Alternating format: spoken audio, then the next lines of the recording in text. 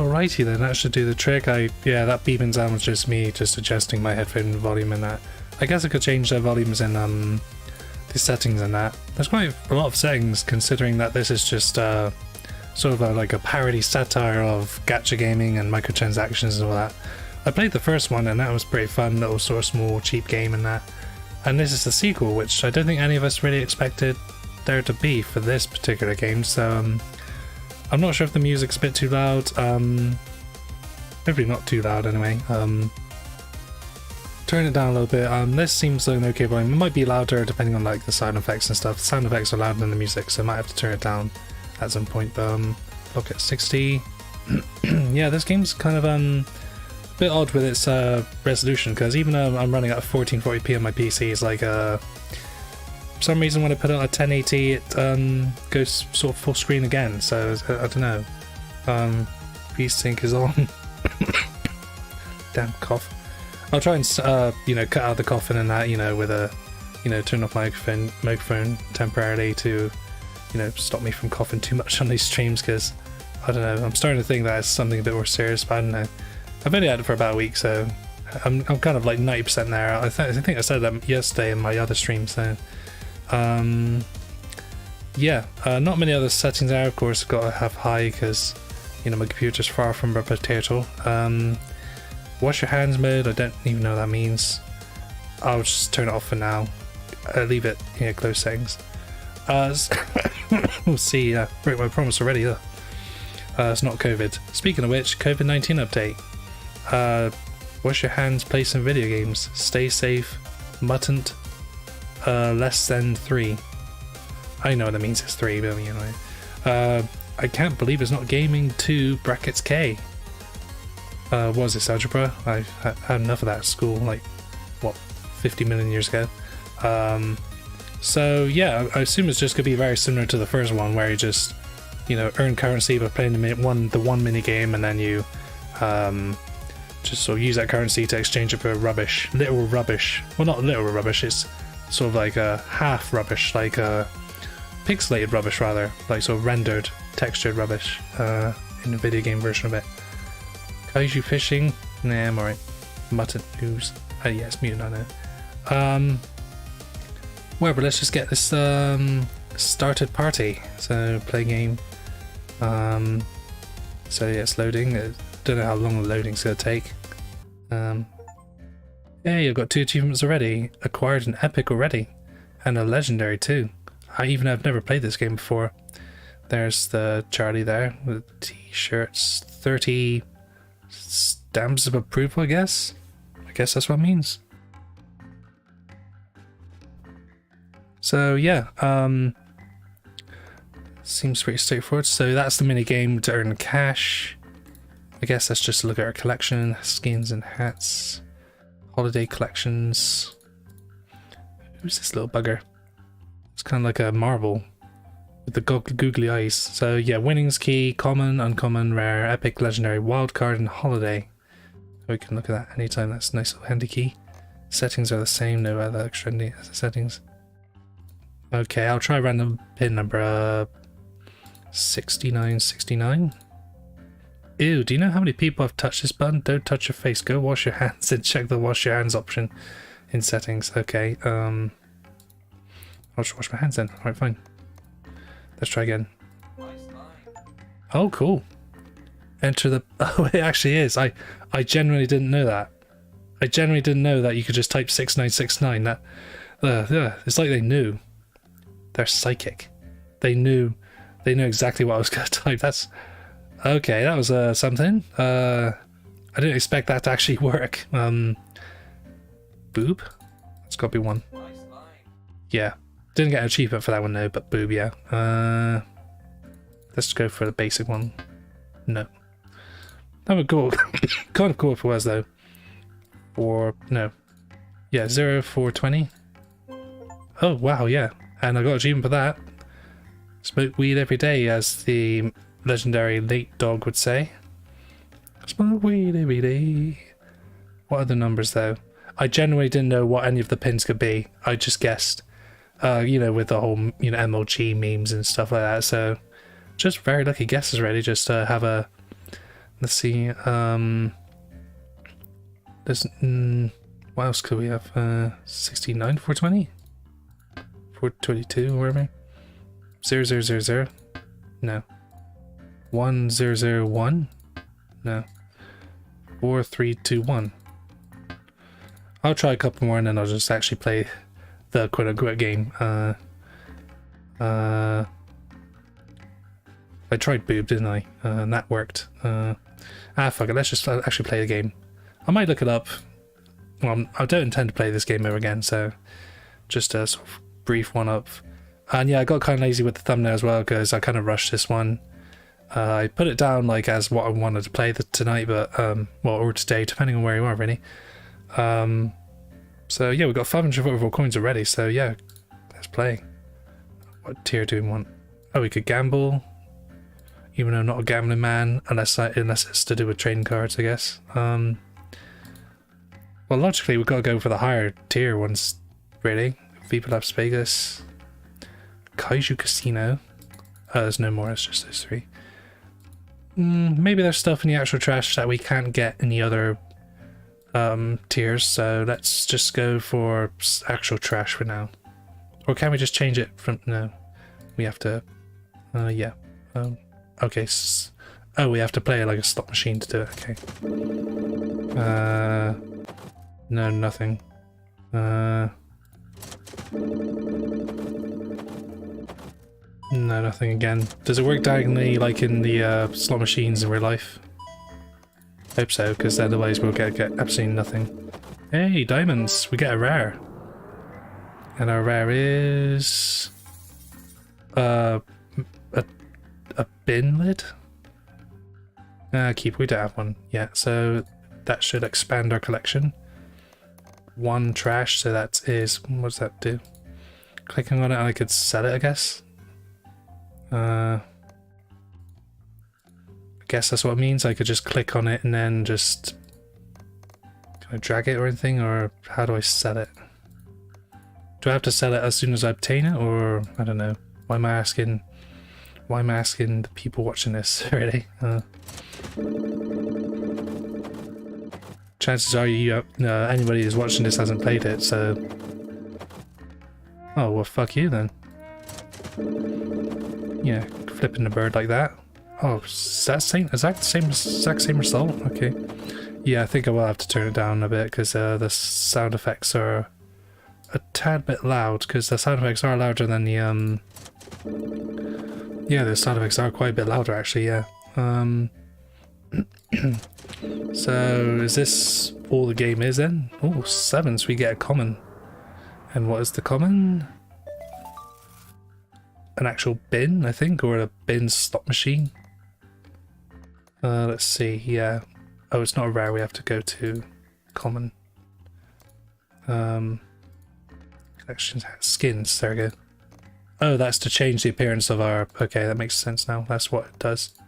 Wasn't quite sure. Go back. So, yeah. Oh, I think once we select it, we have to select something else to, you know, change its appearance, but we can't. Yeah. So, let's see. Yeah. So those are the only ones we have at the moment. Maybe we can unlock some more. Not too fucked to find out. So maybe I'll try the other one. Maybe it's got a better chance of getting us better stuff. It's more expensive though, 10 coins per spin, but you know, spin in Las Vegas. Oh, get an achievement for doing just that. Fuck you. No, not even getting the common. Then I guess we'll have to play the basketball game when we run out of coins, which should be pretty soon. Oh, did I guess in there? Did it sound like it? Oh, got an uncommon, okay. And the uncommon is a sort of $ game show thing. Okay. I wonder if there's duplicate protection in this game. I'll turn it down just a little bit more again. There we go, so it's not too loud. Oh, that looks quite nice. Yeah, okay, so can we change appearance again? Yep. None there though. Holiday selection. Oh, yes, holiday selection. Oh, nice. Okay. So it just changes the appearances of the slot machines and stuff. So might as well stick with leave. What does the kaiju do? Is it more expensive than that? I guess. Oh, well, is that a glitch? Okay. 100 though. Chance of getting a holiday though, and we got an achievement just for using it the first time. Giving achievements out like hotcakes, or like free samples at a supermarket. We don't really have that much in UK sort of samples. That's more of I think it's more of an American thing. I mean, you do get samples like when you go to. Oh, I've run out of coins for that one. Like conventions or like when a shop opens or a cafe opens and it's brand new and stuff. They want to get you to join, and by giving you a sample of like the taste of the coffee or jelly shots or whatever. Not like alcoholic jelly shots, like just the regular ones. Oh, cool, we got a legendary first one, isn't it? Sweet. Anything good? Ooh, sort of a platinum chrome sort of slot. Yeah, keeping that. Let's go. Where is it? There it is. Cool. Not half bad. It's a bit cracked there, but probably iron it out somehow.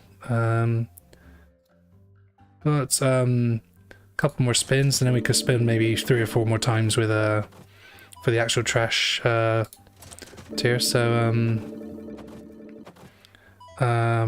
yeah, run out for that one. Let's go. And so yeah, I got 490 already, and it's only been what, like it's not even been like 15 minutes, barely, like just over 15 minutes really. Well, less than that if you exclude the 2 or 3 minutes, you know, before it's actually playing the game and starting the stream and that. So oh, epic.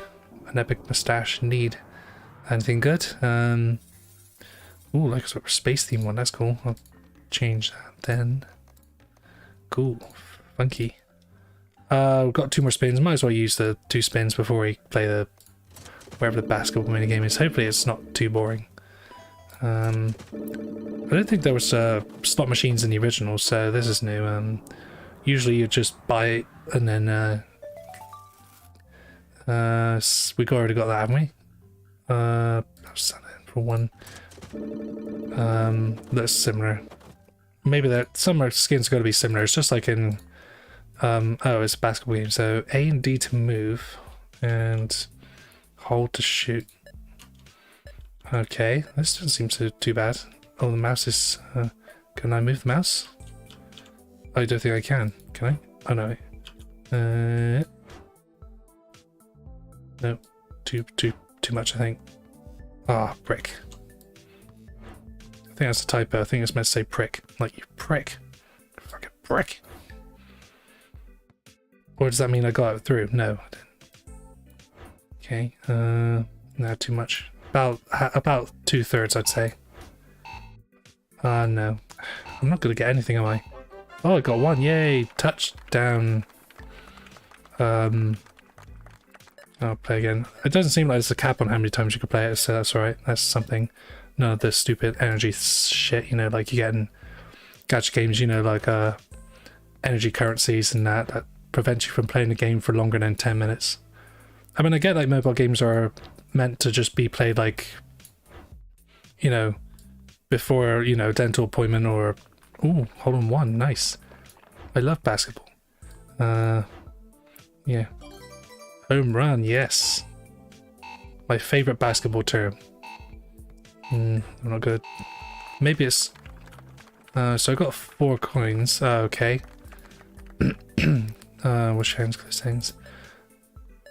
I don't know. Okay, I don't know why you'd want to not select wash your hands then, because then you won't be able to use the pin then. Otherwise, it seems. So is this all that is? It's just oh, no, not quite. I think the best is when the bar touches the sort of the right corner of each bar. Goal! No boom shakalaka lakas. That would make too much sense. Yeah, I got 3 baskets in a row. Sweet. Don't seem like I get any tiers. So how do I increase my tier?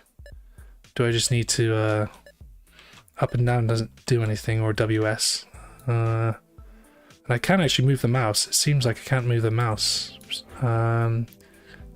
Just locks my mouse in the middle, so it does look a bit kind of, you know, doesn't look very professional. Oh, I'm not a professional really, am I? I'm just some guy on a computer really, so nope, overdid it. So yeah, I don't remember what the minigame was in the other version. Probably some like snake or something. So how do I decrease the tier? Can I go back and do something to increase the tier? We can add more funds. 1999? No. 2000? No. 2020, maybe. No. No. Let's go back. So we've got 24 coins now. We're gonna have to grind out again to get some more of those. Yeah, I'm not gonna go with actual trash tier again. That's not much point. Get better stuff with the Viva Las Vegas version. Come on, nope. Only got enough for like a couple spins here, and then a few more spins on the actual trash. That's, yeah, it's gonna take a lot of grinding. Maybe I could just quickly look up what the other codes are. Oh no, fuck you, yeah, of course, trolling me. Nope, not quite. So tier, how do I increase the tier? Do I just need to get more items to increase the tier, I suppose? I guess that's how it works. There doesn't seem to be option to yeah, can I increase the tier? It's just the rules, and there's a basketball rolling on the side for some reason. Reset the save, but nah. Information, close. Maybe I just need to get high enough score, I guess. I don't know. Can I just move to the side? Why do I want to shoot? No, it's a wall. It's not actual environment. Yeah, the basketball doesn't seem to move anywhere else other than no, I missed. Again. Ah, there we go. Getting the hang of this. Yeah, I'm already a pro. I'm already a pro at the I can't believe it's not gambling 2K Game of the Year edition COVID update. Gotta be proud. Might as well play again once I'm here. I think the game's already made its point already. Like, yeah, it's just a satire of like microtransaction ridden, you know, fear of missing out and all those, you know, all of those, you know, features that people don't necessarily haven't really warmed up to, because even though it's been around for a while, it's like, yeah, I'm not paying like $5,000 for a costume. I think people were pissed off like, no, didn't get that one. Score is 14, no, that's not bad. Getting a bit better over time. So yeah, I don't really play that many gacha games anyway. My gacha is usually in the form of trading cards and that, and a bit hypocritical of me to say like all these microtransaction stuff, and yet you buy trading cards, which is basically more like a physical version of trading cards, really. Like, well, trading cards are a physical version of you know, Genshin Impact and, you know, Overwatch and, you know, all those loot you know, loot boxes and stuff like that, but they're not exactly the same, I don't think. And yeah, I think the main difference is that at least with like trading cards and those kind of other collectible things, they're actual physical objects that have some sort of monetary value, whilst the stuff you buy at in video games, like, you know, costumes and aesthetics and that, and even game altering stuff that you can pay for, they're only around for as long as the game's around. So when the servers are down and stuff, it's like gone forever, and now you realize that you spent like $5,000 on a costume that you can't use anymore. And on top of that, as said, like, at least with like trading cards and your stamps and models and stuff, they have some money monetary value. So if you don't want them anymore, or don't give a shit about them anymore, then you could just sell them for a small profit. Whilst with once you bought something on like I don't know, Genshin Impact and stuff, or Overwatch 2 or whatever, that's it. That's it. It's the money's gone and you're never gonna get it back. And once the servers are down, then that's it. The content's gone forever too. No real preservation at all. So unless they like the company itself, like responsible for like the games, are smart enough to create like an offline modes or something, or make a game that doesn't require servers to be on like 24/8, you know. So yeah, it's kind of a weird topic because as said, a bit of a hypocrisy on my part and in many people's parts who buy Pokemon trading cards and saying, oh, but I don't like, you know, what's it called, Honkai, whatever it's called. So yeah, that's kind of I've talked about it before in some of my other previous videos, like the one of my most popular videos to date on YouTube anyway is my review of Beats what was it called, the Tap Tap Revenge successor, what is it called, Beat Star or something like that. Good game. It's just, I think it's just hindered by its the way they structured how, you know, you unlock songs and microtransactions and all. I think that was kind of holds it back from being, you know, the best of its kind. So also the one fail and you lose thing is for people who aren't as good at, you know, rhythm games and that, it's kind of punishing. Force you to get good, you know. Which isn't a bad thing, but as said, some people who probably don't have as good rhythm or not used to that kind of structure in MIDI games is like, yeah, at least have like a easy mode or something to make it easier for people who might have difficulty, you know, keeping beat, or, you know, just need a bit more time to get used to it before they go into the deep end. Okay, we've got a few coins there. Let's see, we've got 76. We don't have enough for the Kaiju one, so let's just do Viva Las Vegas again. Boopity boo, no. So yeah, it doesn't include diagonal, it's just horizontal. That's only one of the plus sides of, you know, of some slot machines in real life, is they do count diagonals and even verticals, whilst this one just makes it hard to get anything really. So keep going and going and going. Yeah, cool. Got legendary. What is it? Oh, I've already got that one. So sell. Yeah. Oh, got quite a bit of money now. So it's neat. Could have just gone for Kaiju again, but that's if you want the holiday stuff, which you're not guaranteed to. I won't be able to roll twice, so common. What have we got?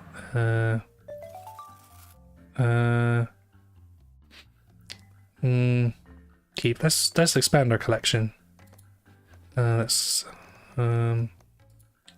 So which one looks better? I actually think this one, the common one, looks better because you know, there's a bit of damage to this one. It looks kind of sticks out of place and ugh. So yeah, probably this one. I'll stick with this one. Only got the legendary skin, which is the one I think we'll be keeping. Looks quite nice now compared to how it looked before. For this extra trash one, we probably don't give a shit about anymore. Do like the cosmic one though. And do we have any holiday ones for this one? No. So yeah, let's roll a few more of the Viva Las Vegas ones. I remember the original version having many more options as to which, you know, loot system to choose, because it worked a bit like Overwatch's loot system instead of the slot machine thing. Which is a good choice really for the sequel. You know, highlights another sort of, you know, manipulative gambling system. More reminiscent to the stuff you could see in like casinos and in real life and stuff. So yeah, cool. Okay, so our collection's expanding slowly. Keeping a still nice crystally one, and let's see. Now I'm keeping a bluish one, silver one rather. Where is iron? I don't know. Yeah, still got quite a few. And so there is no duplicate protection, so you can get the same item again even if you already have it and haven't completed your collection haven't completed your collection, or at least collected all item of a tier. So okay, better be something different. I think it is, yeah, it's a slightly darker silvery one. Okay. A slightly dark iron looking one. Okay, that's something, that's an improvement, I guess. Okay, so got about 10 more spins, I'd say, from this one. I love that though. That is basically like a fuck you when it happens when you get so close to the... It's like on TV when you see that happen. It's funny. It's not so funny when it happens to you though. I think this game did cost money. Not much though, like a couple of dollars or something. I can't remember how much it costs in pounds, which is the currency I use in my country. But yeah, if it gives me the same sort of feeling that I get when playing something like Overwatch, you know, to get the skins and that, which I don't anyway. I don't play Overwatch. I'm not really a multiplayer kind of person or into that kind of first-person shooter thing. But if I did, I think I'd save a shit ton more money playing this, since it simulates the kind of stuff. Alright, something different. It does simulate the same kind of feeling you get when you're gacha gaming and that, you know. Same experience rate, just cheaper and indie, and you don't have to actually play the game, which is great. And realise that it's probably not the game for you. You don't have to actually touch it, you could just play this instead for cheap. Oh, got a rare pick, an anemone. Ooh, keep you. That's a nice lid. I think that matches. Yeah, it's a matching pair. Nice. Oh, cool. Let's play a couple more and then play some more basketball. Shoot some hoops. Oh, cool. Like legendary.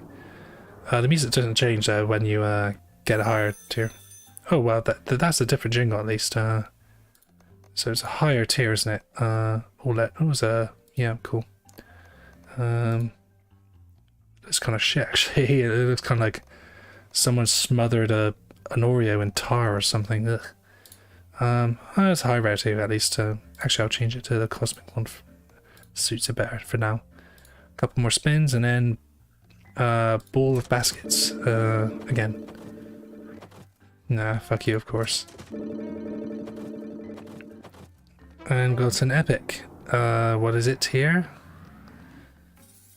Ooh, sort of a neon blue, sort of glow stick kind of vibe. Sort of like a Tron version. That's pretty neat. Alright, time to shoot some hoops. So tier 1. How'd you get tier higher? Do you just have to keep getting you know, 3-pointers? Is that what the right term is? I don't know. I like basketball, but I don't really watch it enough to get overly invested in it. Oh, got in. Cool. Brick. Brick.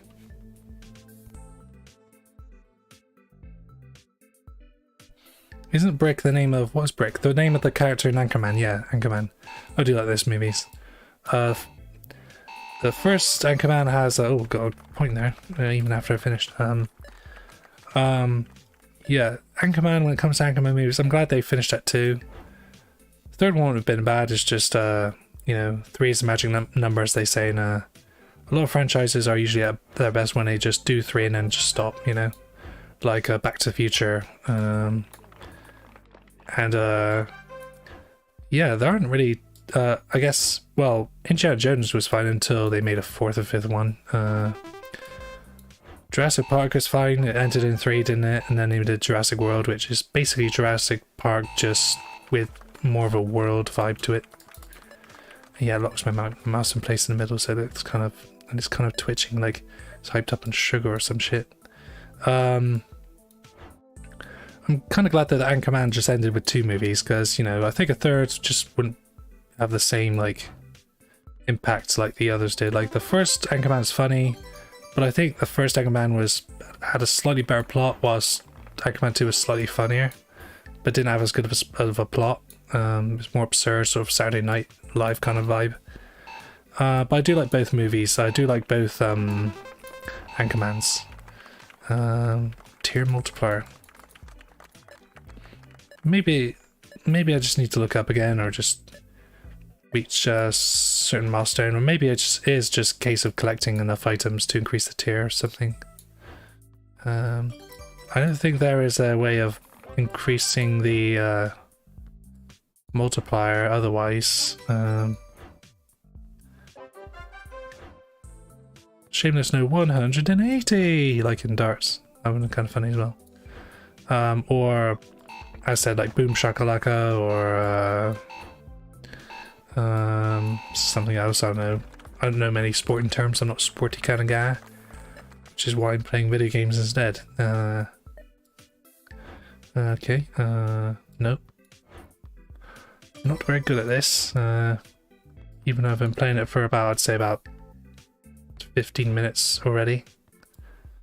This stream probably won't be that long compared to some of the other streams I've done, because, I mean, look at it. What else? There's not much here, really, is it? But yeah, please, for the love of fuck, don't make an Anchorman 3. And if you're gonna make it, at least bring everyone back, you know, the same cast and the same writers and stuff. You know, and don't leave it too long. I mean, it's already been probably too long for an Anchorman 3. I mean, look what happened to films like Dumb and Dumber 2 and Zoolander 2. Movies that have been out, came out like numerous years after the originals, like first movies. Like Dumb and Dumber 1 came out like 1981, and I think, or something like that. And then the newer one came out about 2 decades later or something like that, or maybe more. And the first one, I don't know, it just couldn't compare with the original, really. It just, I think, relied a bit too much on nostalgia and tried to make the Harry and Lloyd even more stupid, which I think made them a bit too unrealistic, and just seemed like an excuse to go to a giant convention or something and to a big location. I mean, don't get me wrong, it was cool that they made it, but I don't know, it was never going to capture the same like spirit of the original, really. And I don't know, it just didn't hit the same, really. Dumb and Dumber was like a 7 out of 10, whilst Dumb and Dumber 2 was more like a 4 or 5. It's cool that Jim Carrey actually reprised his role, because he's kind of infamous for not appearing in sequels or spin-offs to other movies. He didn't appear in Son of the Mask, he didn't appear in Ace Ventura Pet Detective, the son of Pet Detective, what was it called? Son of Ace Ventura or something like that. He didn't appear for that as the dad or something, and I haven't watched that movie though, but I know that he wasn't in he was in that movie. He was in Dumb and Dumberer, which I guess makes sense because, you know, he was an adult in the first movie and it was a prequel, so they had to have someone younger, of course, to fit the role of like school student or something.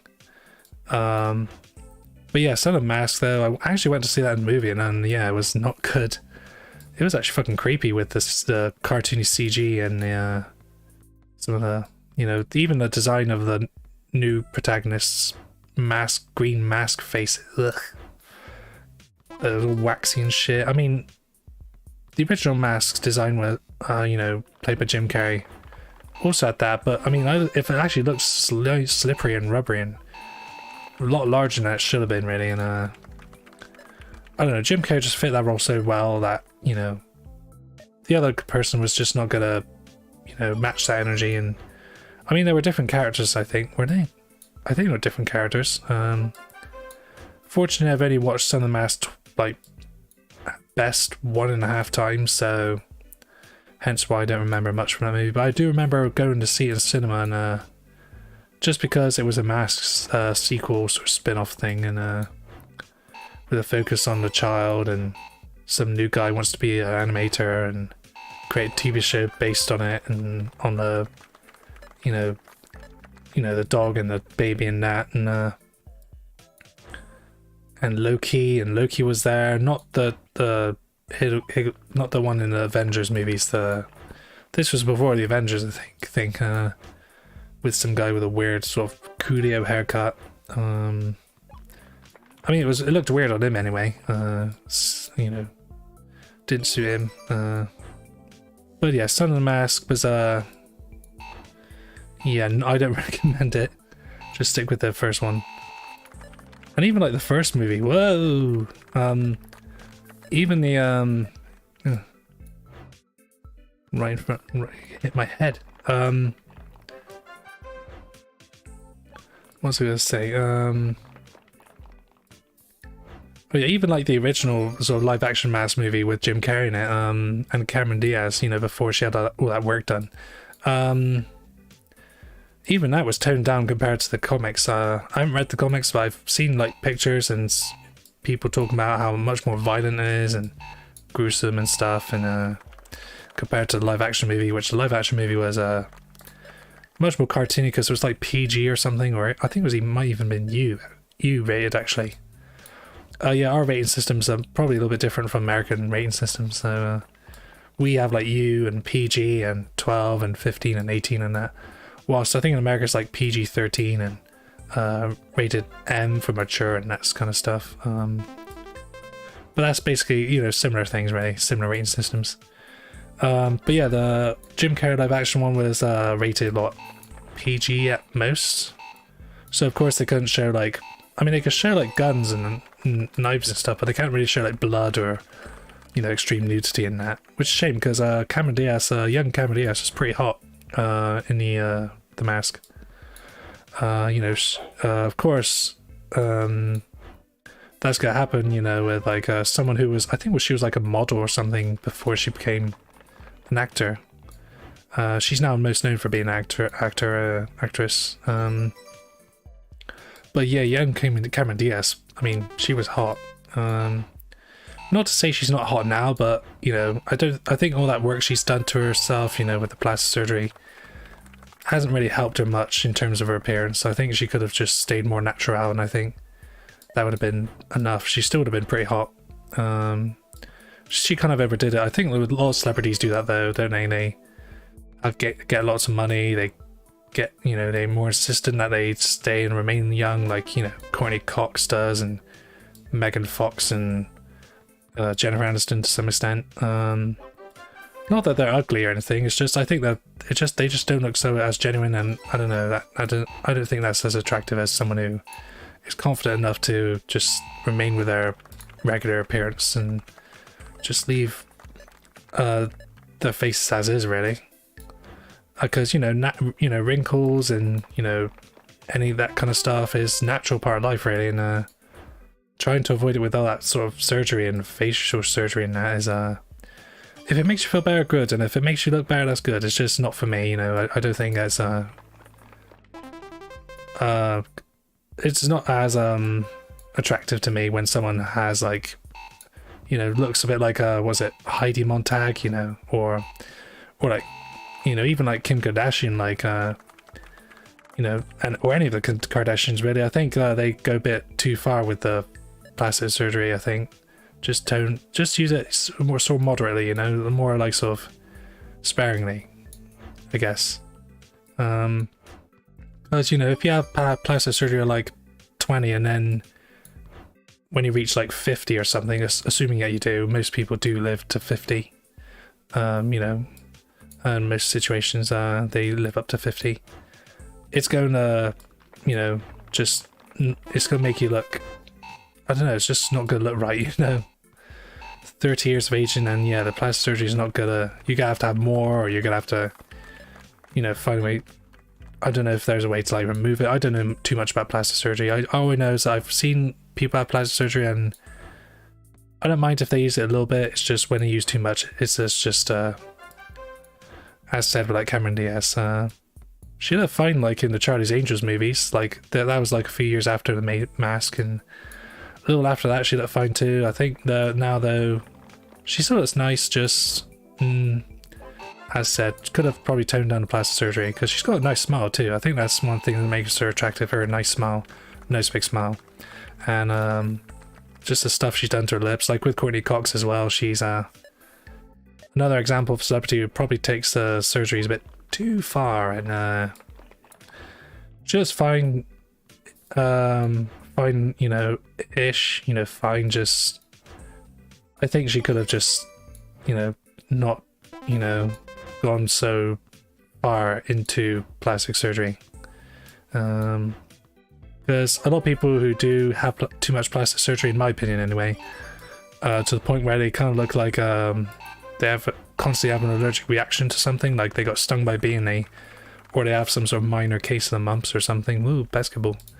Got a few coins now, so we can just gamble in Las Vegas.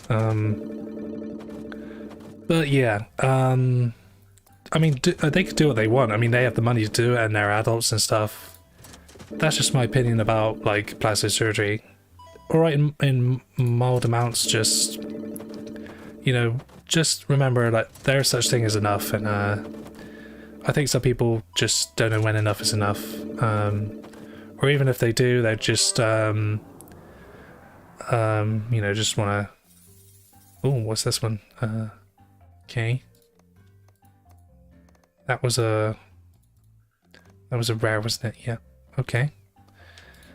Get quite a few of these now. Yeah, it's probably not the wisest investment to keep having more and more over time, and you got...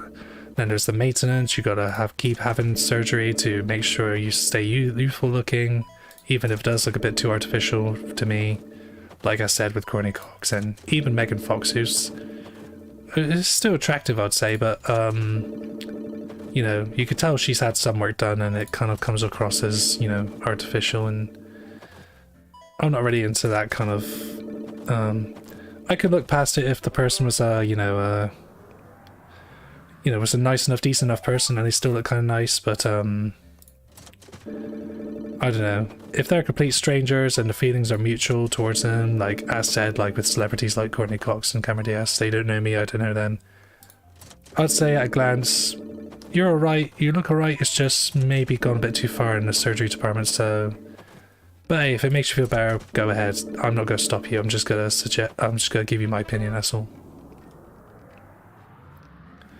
Another one? Okay, that's the same one. At least we can reroll again for free, basically. And now we have to go to the poor man's slot machine. Okay. I might quickly look up to see if there's any more codes, because that can really prevent us from playing the same ball game. I mean, I know that's the point. It's supposed to be repetitive and monotonous, and make you want to just stop, because of how it's more of an addiction than fun.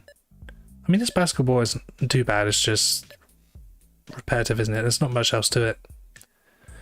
How do you alter the tiers? Can you use... maybe it's the arrows? This game is making me feel more sick. Ugh. But this game isn't supposed to be fun, it's supposed to make a point, and the point makes it very clear. Yeah, quite a lot of games aren't made with the intention of just being fun and that's it. They're made to make money, and one of the more infamous examples recently is Suicide Squad killed the Justice League. I've said before and I'll say it again, I haven't played a lot of video games, especially recently, which is kind of like why I started streaming, just to... because I've heard that streaming is kind of like a good motivator to play games. So you focus on the game and you talk about it as well, increasing the amount of focus on it. So but yeah, that's an example of a game that didn't need like loot boxes and microtransactions and or even to be a live service.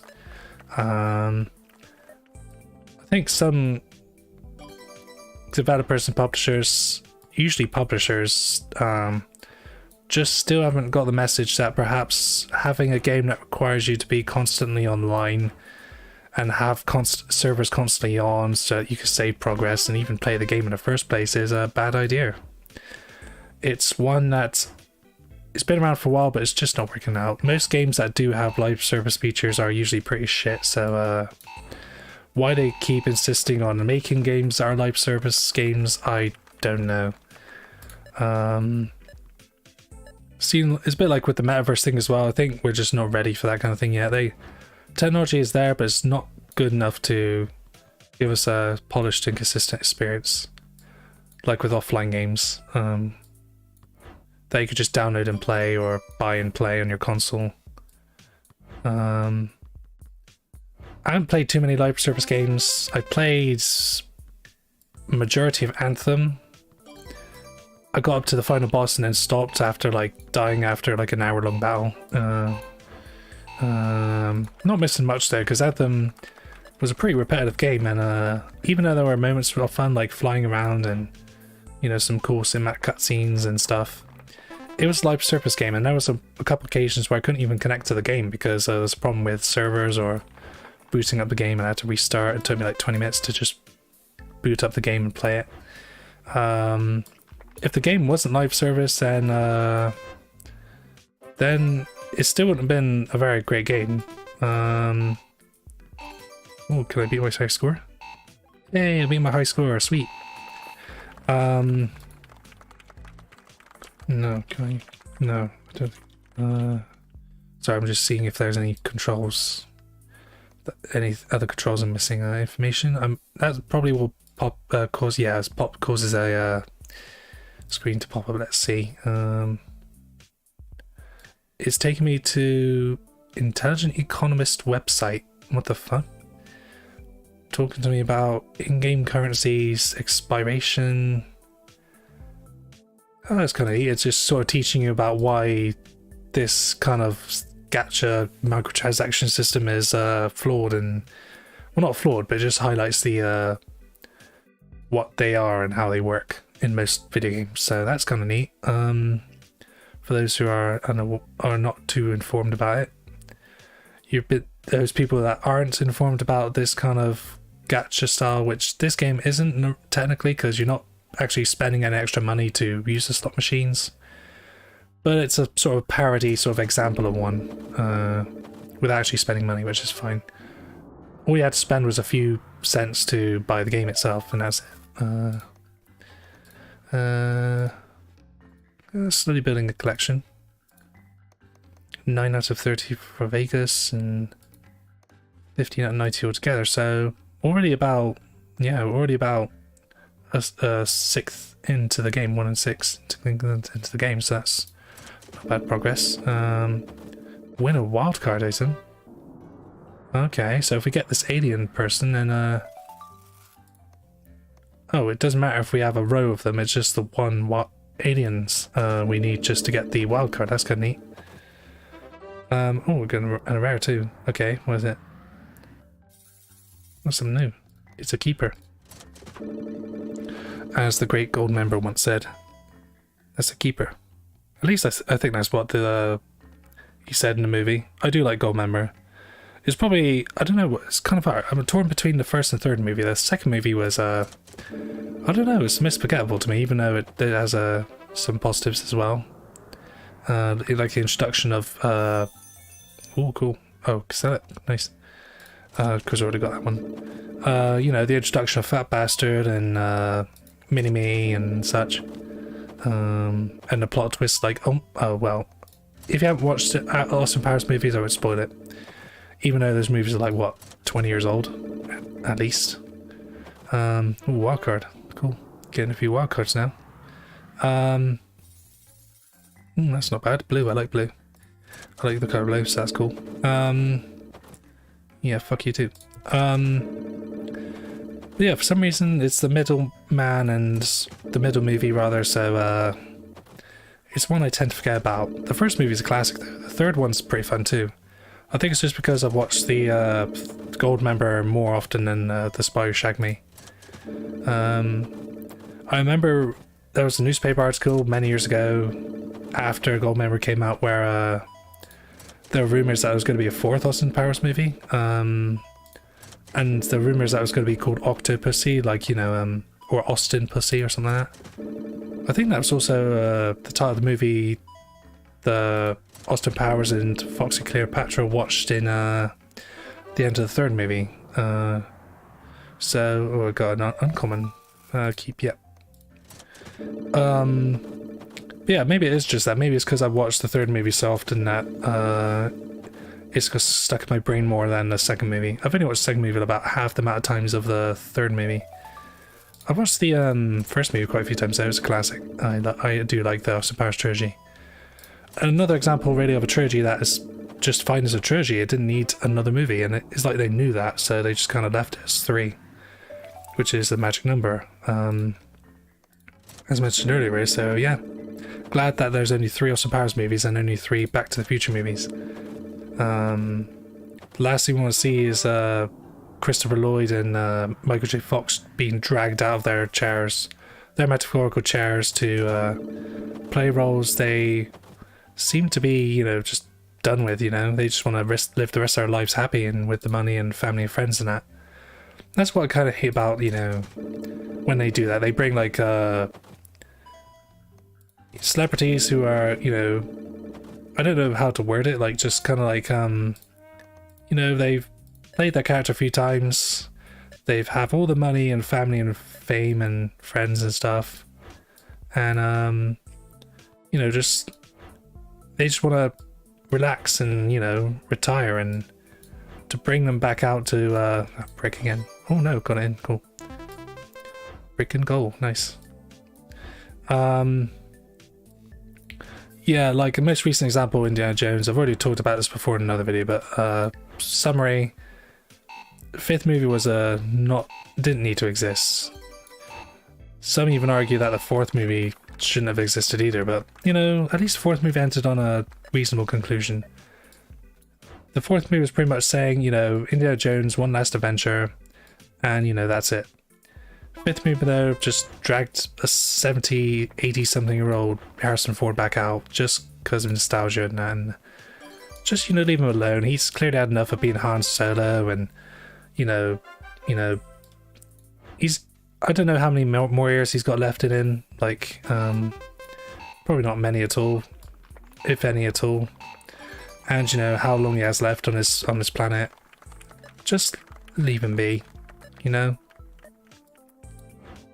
You know, get new talent, get new people to succeed. If you really want to make if you really want to make another movie, just, you know, make a spiritual successor, or even like a sequel with a new face, you know, like Mutt or something. But they didn't do that because they and they revealed this pretty early in the movie that Mutt was killed off in Indiana Jones. They killed him off because they said that Mutt died in Vietnam or something. So, you know, he's a soldier and he died in the Vietnam War. As said though, I've already talked about this in the previous video, so I think it was in my Spyro video. Spyro parts, might have been part 2 or 3.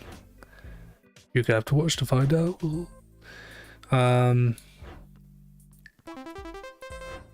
But yeah, some movies, franchises just need to be in terms of movies and sequels, just need to be left at 2 or 3, and then that's it. Which is why, like, when they announced Despicable Me 4, I was like, you know, really? Another one? They've already made like also like spin-offs like the Minions movie and I don't know, maybe there was another Minions movie or something as well after that. Just, you know, leave it at 3. 3 seems to always be the sweet spot, you know. Same with Toy Story. 1 was great, 2nd was good, 3rd one was also good. And especially the ending to 3. I won't spoil it, but all I'll say is that I'm pretty happy with the ending to Toy Story 3. I was happy for Toy Story to end there, but then they made a 4th one and just kind of, I don't know, just kind of ruined it a bit for me. A movie I don't think even needed to exist, but they did because, you know, Toy Story makes a lot of money, iconic characters, and whilst Tom Hanks and Tim Allen are still around, might as well, right? Oh, that's a bit too much there. But yeah, it's not like this trend's going to stop anytime soon. It seems like to be getting worse actually, with numerous more sequels and spin-offs that don't need to be made, but just made just to make a quick buck. Kind of with video games as well, to some extent. Yeah. Fortunately, it's not all doom and gloom. There are still like original movies and sequels that people actually want. Like I heard the Dune remake's good, and that the sequel is actually good as well, so that's fine. I mean, breathed some new life to a franchise that didn't really have much, you know, attention. Like same with Tron. Tron, like I say, I enjoyed. Nice that they brought back made a sequel to a food movie that people I think were familiar with, just not like enthusiastic about. And I think Legacy helped, you know, bring it back to life and did it right. I think it did it a pretty good way. I think they did a pretty good job with that sequel. The effects haven't aged amazingly well, especially with the de-aging. CG work on is it Jeff Daniels? Whatever his name is. Some of the other effects are pretty cool though, and as said, it's an example of an okay sequel. Getting quite a few drops now. Game's being a bit more generous for some reason. Yeah, fuck you. Of course, I've seen this a few billion times already. Yep, another fuck you. I wonder if you could get a row of middle fingers, and then the game just, you know, destroys your PC or something. That'd be kind of rare and, well, it's not an amusing Easter egg or secret. Be fucking frustrating because, you know, what if you're like using a high-end PC that costs like $5,000? It'll be like, ugh. But it was programmed not to do that because that would be a big problem for them. Deal with a lot of negative reception from that if they did add a sort of row that can just, you know, kill your PC. Get quite a few of these. How? We haven't even... Excuse me. I haven't really filled up a lot of the board yet, so got quite a few of the skins, not the hats though. Need more hats.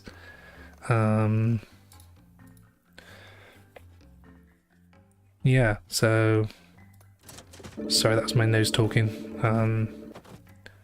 More commons. We don't really need those anymore, so get some. Get a free spin. Just didn't lose anything. Getting more commons. What's going on? That's different. I think we'll keep it. Yeah, got all the hats now. Just need to get the rest of the hats now. Oh yeah, just keep going. Oh, we're gonna get holiday, I think. Yay!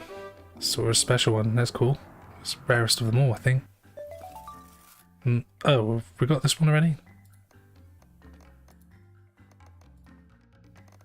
Oh, yeah, we do. Bugger. Oh, we got 200 there. That's a lot. Can keep going now. Probably do the kaiju one. Actually, I probably will change things up a little bit by playing the kaiju casino. Please get something decent. No, just a common. Oh well. Oh, that's a common for this slot machine, so that's something, I suppose. Keep, yeah. No, 100 coins down the drain, oh well.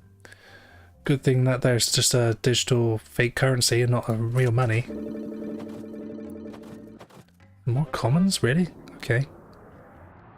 Well, at least we're getting more drops at least, so can't complain too much. One more, and then we'll shoot some hoops again. Yep, let's shoot some more hoops. Locked until you have... Wait, what? Hang on a sec, what? Locked until you have 1,000 gold? What does that mean? You mean after I need some more funds? Let's try 16 and 16 again. Already redeemed.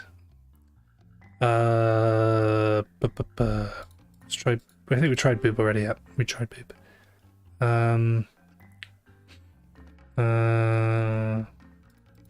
We tried 1, 2, 3, 4, didn't we? Yeah, found it. 1, 1, 1, 1. No. 2012.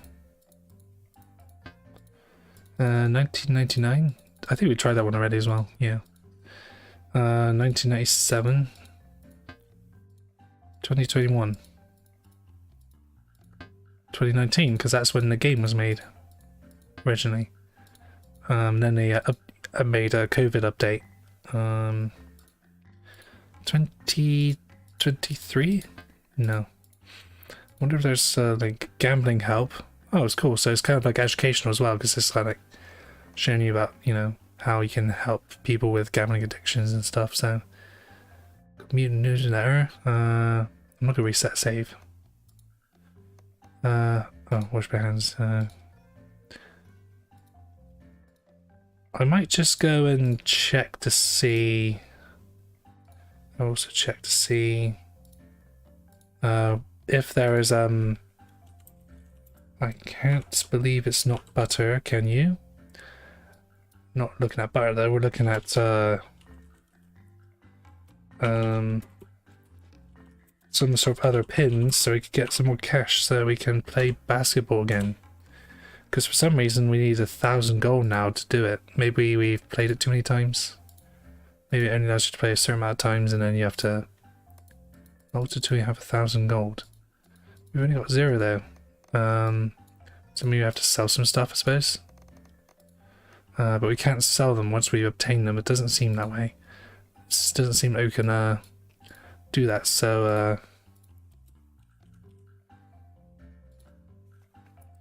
let's see. Go to Steam community. That might be able to help. Let's see. Oh, there's a workshop guide. Secrets. There we go. So yeah. Reset your game once you've collected every item. We haven't collected every item yet, so enter 5 different little S symbol right of the screen to calculate enter codes. Reach 10,000 courtesy. Acquire every item in a single tier. Score one of 15 matches in any tier of basketball. Ooh, there we go. Oh, why did I think of that one? Of course, one of the most classic of memes. Why don't I do this? 9,001. Wow, that's a lot of coins. Okay. Oh, and we've got a shiny little. We got a scouter. That's cool. That's a nice Dragon Ball Z. Cool. I probably could just guess again, but nah, I've got the list of codes right in front of me, and just gonna. So the next one is 0777. No, we've only got 15, but got a Pin Master achievements. That's something. 3141. Oh, pie. Okay. Delicious. So we got 12,000 coins now. 1618 is the golden ratio. I'm not. There's a saying to look at in Wikipedia, but I can't be fucked to do that. Oh no, screen changes as well. Bees. Oh no, I was upset down now. Whoa. Hello there. Oh, bye. Oh, cool. Our Charlie's face is permanently changed, and perfectly matches too. Scouter's right in his eye as well. That's. Don't know if it's like a tracking thing or if that just happened to be the case. Neat. Let's see. Oh, similar to Boob, but just with a 0. So. Ooh. Oh, the ghosts. Okay. Let's see what else is there. 7734. Casks. Hell. Okay, is a demon gonna pop? Oh, it's fire. Cool. Nice crackling sound. I assume that's fire, not somebody, you know, cooking some sort of pizza or something. 5507. Wait, did I say minus 25? Wait, why? Oh, loss. Okay, so I lose 25 coins. I shouldn't have done that. Oh well. Not too much big of a loss, ironically. So yeah, I lose 100 more. I shouldn't have bothered really. Let's see what else is there. Have I tried this one yet? I don't think I have. Yeah, boss. Nice. But no animation, unfortunately. Let's see, 0666. Why did I try that one either? Yeah, 666. Oh, it's all hellish now. Ugh. Getting a bit scared, actually. Such a coward. Well, that was particularly evil somehow. I'm going to move it to this screen and just see what else there is. We've done nice, we've done blaze it, we've done 69. Oh yeah, like as in leet speak, okay. Okay, don't think that changes anything about the game though. What could it change into really? I think that's all of them. That's all the pen codes I could find, so that was pretty straightforward. Just go to the, you know, just go to the community page and there we go. Let's play some basketball. Oh, is this permanent now? The hell picture? Okay. Oh, it looks right though. I'm not gonna quit the game. We're gonna play basketball in hell now. Sweet. Why do I have to have at least 1,000 coins to play it? Is that entry fee or something? If so, that's kind of annoying. It's only tier 1 still. I might go and look at a. I don't really like using I don't really like using walkthroughs very often. Kind of defeats the purpose of playing the game blind, but it still says tier 1. Maybe it's something to do with collecting enough items or buying the increased fireworks and flames through the fire and the flames as well. Okay, let's I'm just gonna see like if I'm missing something in terms of like how to increase the tier and that. Saying something about shooting 15 basketballs or something. Maybe there's a secret basketball somewhere and I gotta hit that. That seems like the only one there. Doesn't seem to move either. Maybe I'll just go get so good at the game that that I just level up. No, hit them. Maybe I'm just not gonna miss at all. I've been playing this game for a little while now and I haven't really come to that any kind of conclusion, so the rest is so each player says a score should equal 20 by a score more than 10 basketballs in. Oh, okay, so the basketball games are for each game, okay. So each slot machine has its own basketball game, okay, that makes sense now.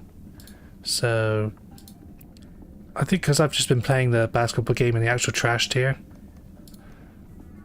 Ah, there we go, yeah, so there are different levels, okay. So that's the standard one. That's the...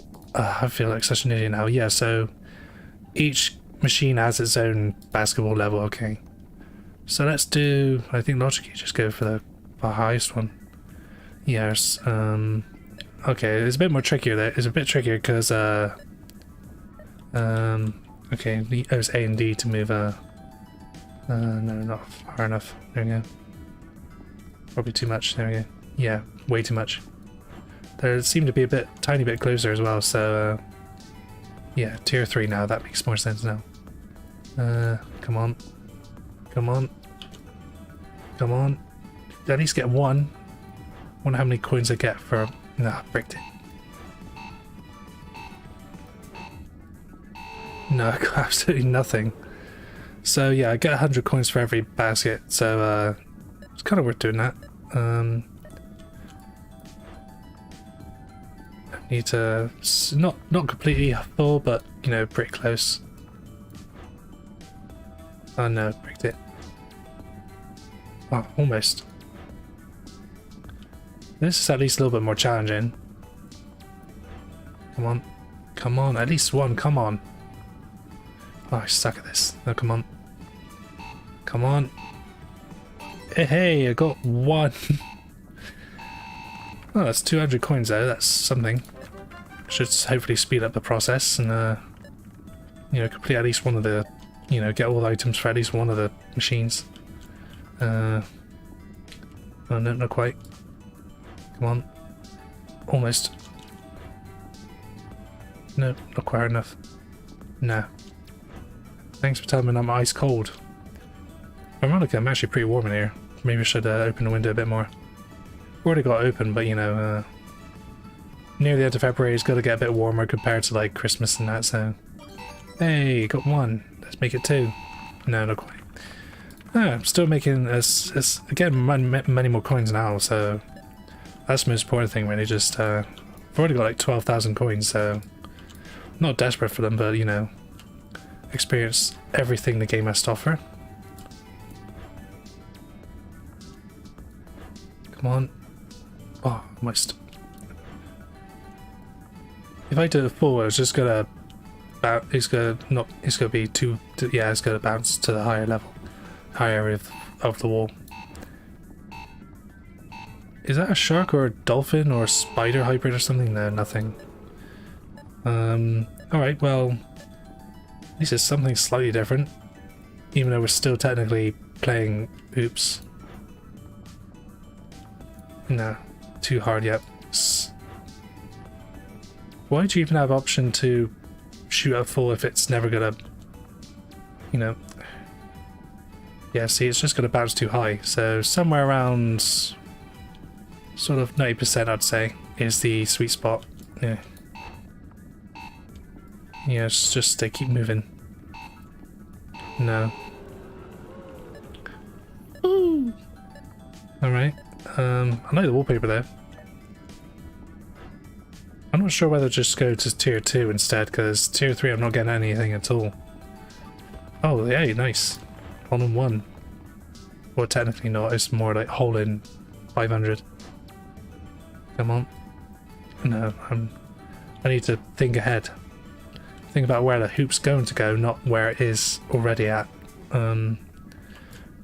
Need to predict the future. It's moving in the same pattern anyway, so it shouldn't be too difficult to, yeah. Got 13,000, so yeah. Is there any way to turn this hell filter off? I guess I don't want to raise any data or that, so we'll start again. That would be make the rest of the, you know, video kind of pointless. Gamble, gamble, gamble. No, not quite. It's probably better off finishing the probably better off completing one tier and then we can move on to the next. Oh no, I don't want to do that. Yeah, because we have hardly got anything for this one, so, and it's only 1 coin per spin, so it doesn't seem like there's many other any other bins to customize, so, and complete the collection for. So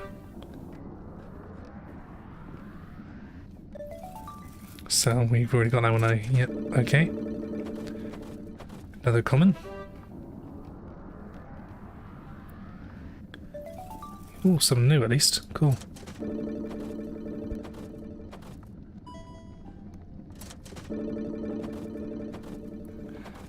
This also beats, like, you know, paying for a trip to Las Vegas, because even though it's like the experience of going, you know, to America and, you know, the casinos and lights and such, not for me again.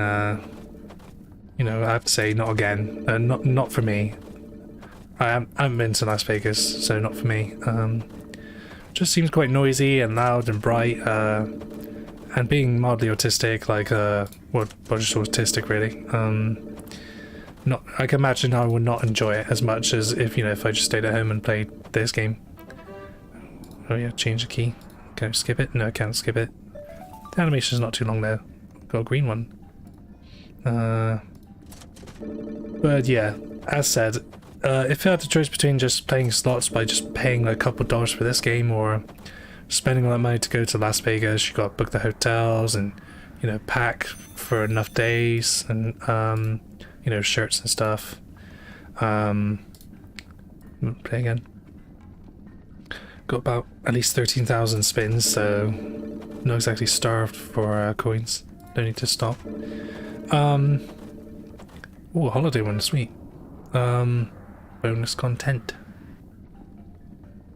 Oh, some no music, sort of ching ching ching ching. I still kind of like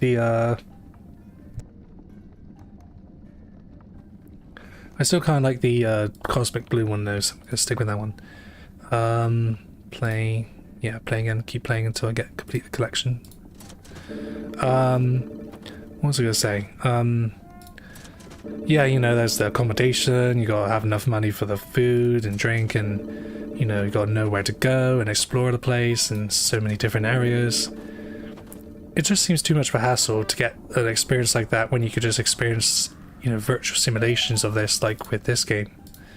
Too much of a hassle. I mean, I'm willing to go abroad to places like, you know, like I've been to Japan and I've been to like Italy and Spain and stuff, but and even more locally, like sort of regionally, like Northern England and Wales, but yeah, for just to go there and casinos and get drunk and stuff, not for me, thanks. I don't even drink anymore anyway. Been alcohol free since August last year, I think.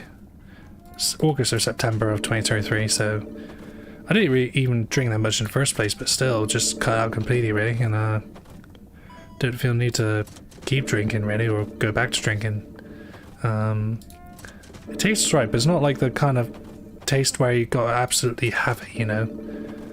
For me that's cola really, or like a sort of like just sort of the soft drinks really, not alcohol drinks.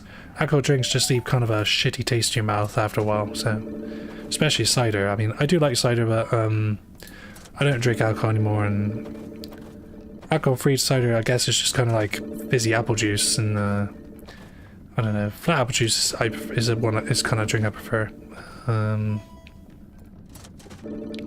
So yeah, there's that. So yeah, not much reason to go to Las Vegas for drinking if you don't drink. And even if I've had friends or people I wanted to go, I wouldn't be too enthusiastic about it, but if they really want to go, that's fine. I just don't see the appeal of, you know... I mean, I'll do all that preparation and willing to spend all that money if it was, as said, like some place I want to go, like Japan or Canada or something like that, but for something like Las Vegas, I don't know, I don't see the appeal of going there for mainly to lose more, like loads of money on slot machines and games and stuff, so...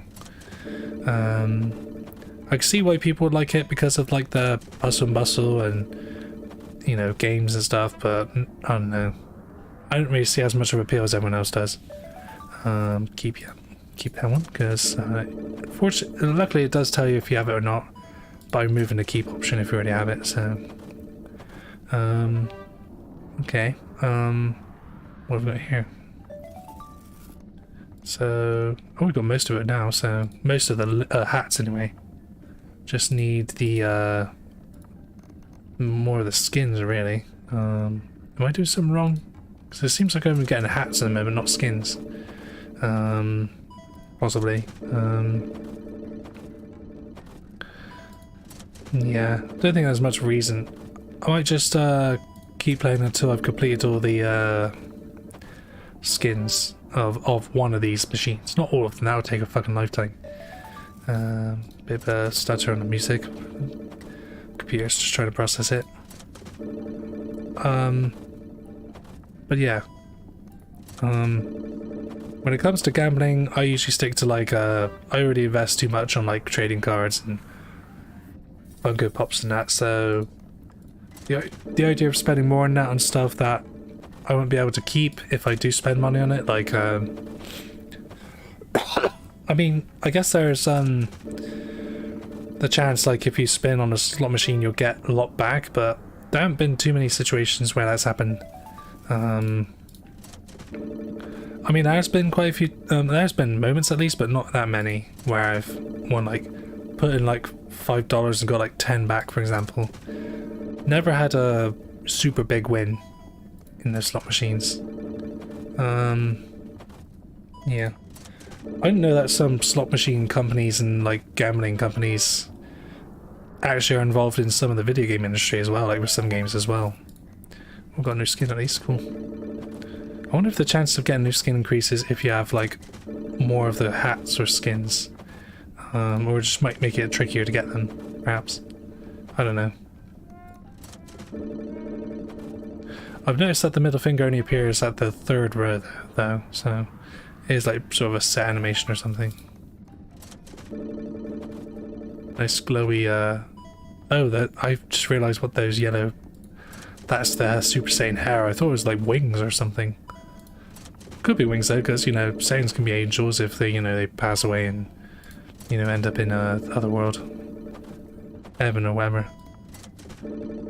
Or HFIL. More commons? More commons. Same shit. Okay, yeah, it's just a few of them really that we're missing. Good news is that I guess we don't really need to, don't really, if I stick to this machine, I could just pretty much keep doing this without needing to play basketball. Which is alright, because I had enough of that, playing that for longer than I wanted to. Not that it's not much of a choice, it's either this or basketball, so keep, nice. Got a rare. It seems like one we don't already have, so that's cool.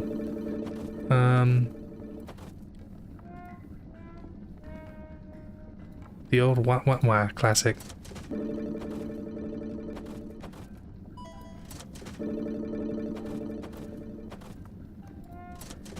Game of the year, ladies and gentlemen.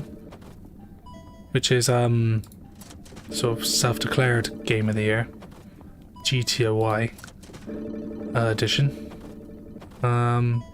Well, to be fair, it is better than most modern games now anyway.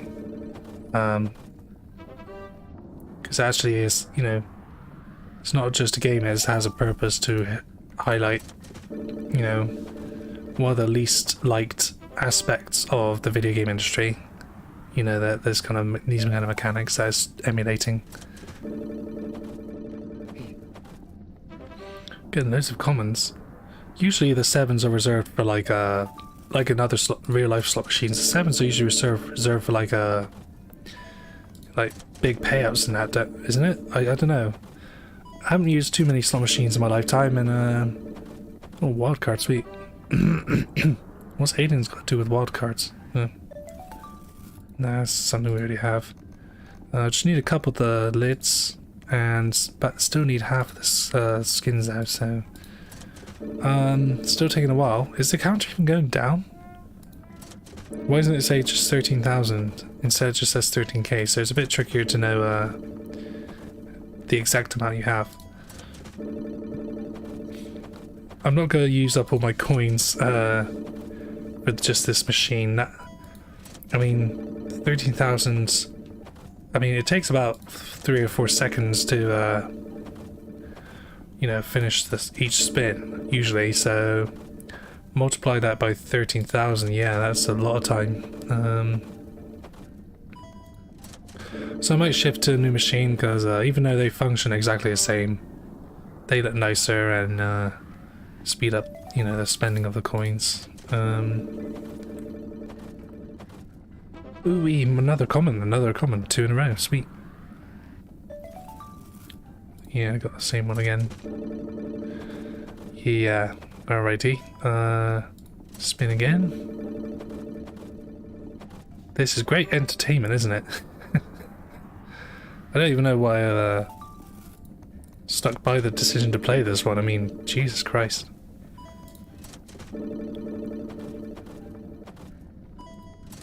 I mean, if I was getting paid to play this game, then absolutely I would be on all the time, but I'm not, so this is definitely going to be a one-off. No sequels here, unless there's a huge demand for it, which I highly doubt it. And I've still got like a shit ton of games to play that I haven't played yet. And yeah, I'll probably make one-offs like an occasional thing. Not every week, like, or every time I play a game. It would be like once every few weeks, maybe. So yeah, I'll play usually like 2 games at a time, like each week. Assuming I have the spare time to do it.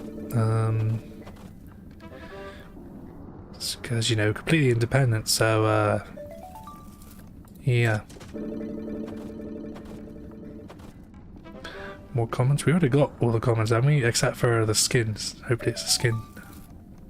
We got all the common skins, so just gotta keep going, I guess. Doesn't seem to be a way to manipulate the slot machines any further, so you just gotta keep spinning and just fingers crossed.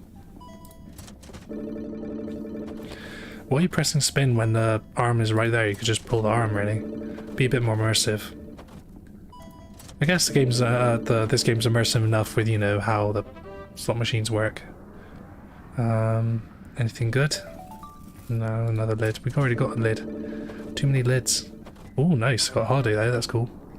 Hopefully it's something different. Yeah, it is at least cool. It's a heart one. It's Valentine's. Sweet.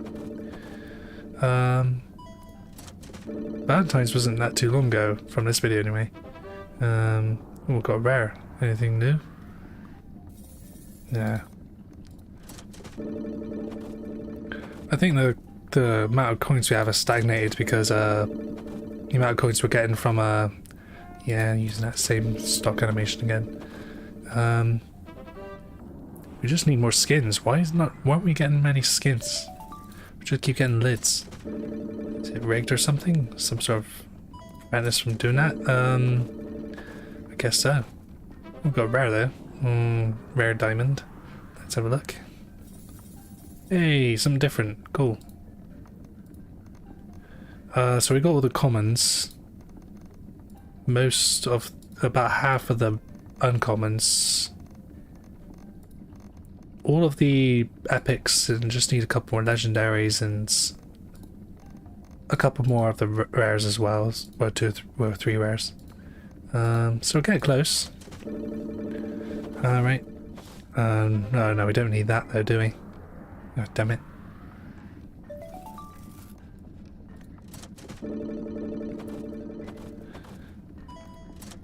So yeah, with the one-offs as well, they're not going to be, we've seen this animation before, whatever.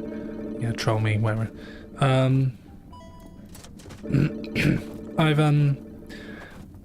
probably even played streaming very long at a time really, because I think the 2-hour mark is fine enough for me. Sort of try to stop at an appropriate time really, like with the Scarlet Nexus, stopping after the phase 1 and continuing from like the save point, safe house and stuff. Just felt right really. I think that was a problem with when I was playing Pokemon Infinite Fusion last time. Last time since this video, before this video, because I didn't get to explore the Pokemon Tower and Lavender Town, kind of felt like I was rushing through it a bit just to get to that point without experiencing like the sewer level with Erica. And I was playing for a while. I've been playing Pokemon games for about 3 hours each, and while some streamers can play for like 6 or even 8 hours straight, not well, excluding breaks of course, so not literally straight, but sort of for long periods of time in one day.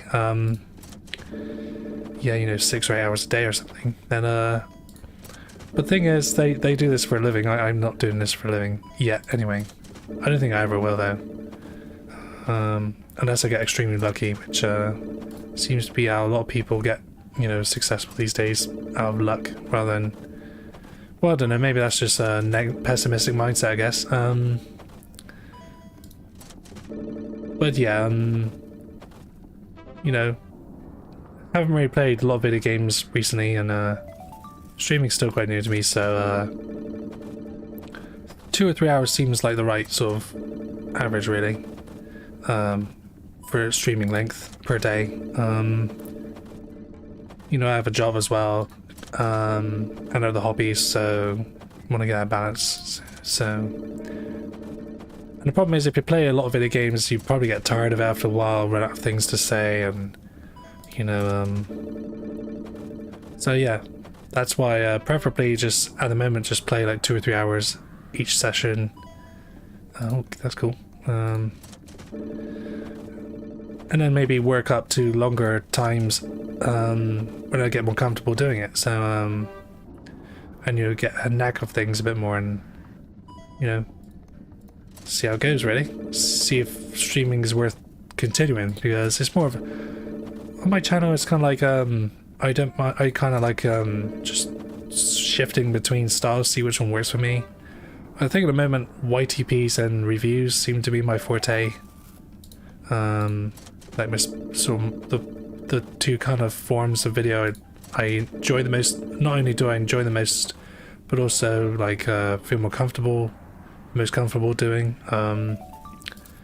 They're also some of the my more successful videos, like in terms of views and reception and that. So yeah, I would like to do more YTPs. I've got a couple ideas in mind, although one of the ideas is a bit dated. Could have done it months ago, but I kind of put it off. Still tempted to do it though, regardless, because the source material is just so good. I just can't reviews. As for reviews though, I'm kind of ditching that idea at the moment because they take quite a lot of time to do with editing and writing bullet points that I like to call a script, even though it's not really a script. It just takes a lot more time and effort, and sometimes with not as much of a payoff comparative like I just did a stream or YTP. So some of my reviews haven't been too bad though. The Beat Star review was pretty good for the most part, and people seem to like it. It depends on what I'm reviewing really. I think it's something I enjoy a lot or have a lot to say about, then the problem is there's so many essay style videos and critiques and that kind of get lost in the crowd really, and I end up sort of like repeating the points that they made, so it seems kind of redundant for me to make a Suicide Squad kill the Justice League video or a video about the worst movies of 2023.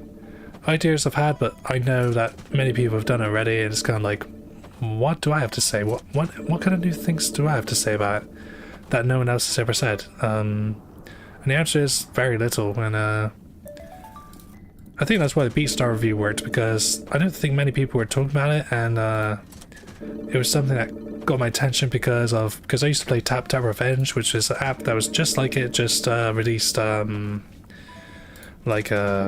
many years ago, like during the iPod Touch years really.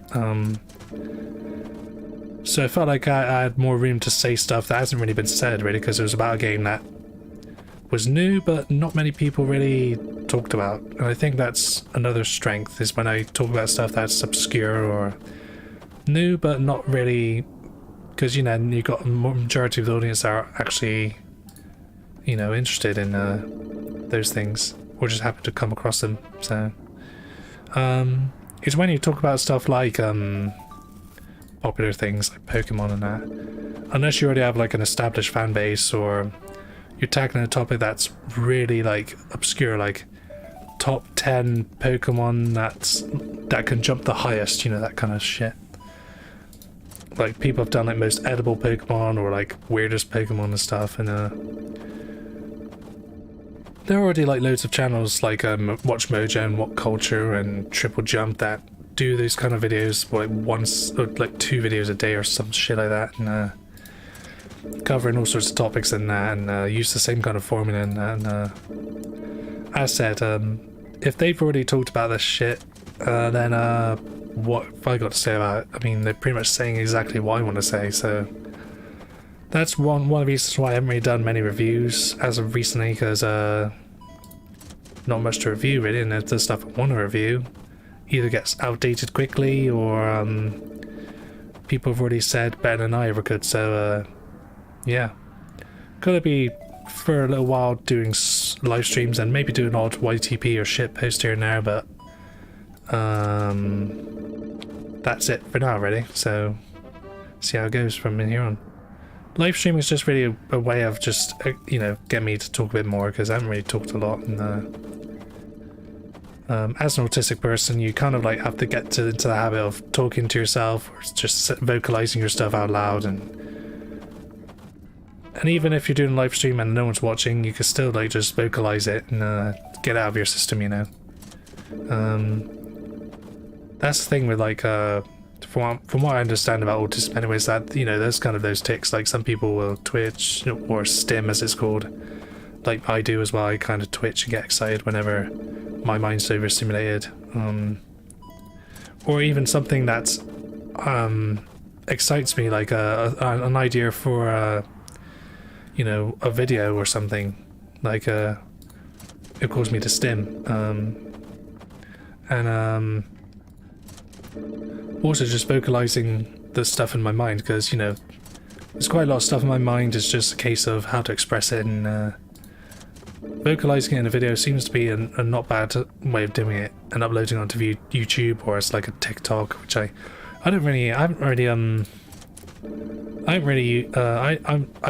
seen TikTok videos and that, but and they're just like YouTube Shorts in a way, just more popular than YouTube Shorts.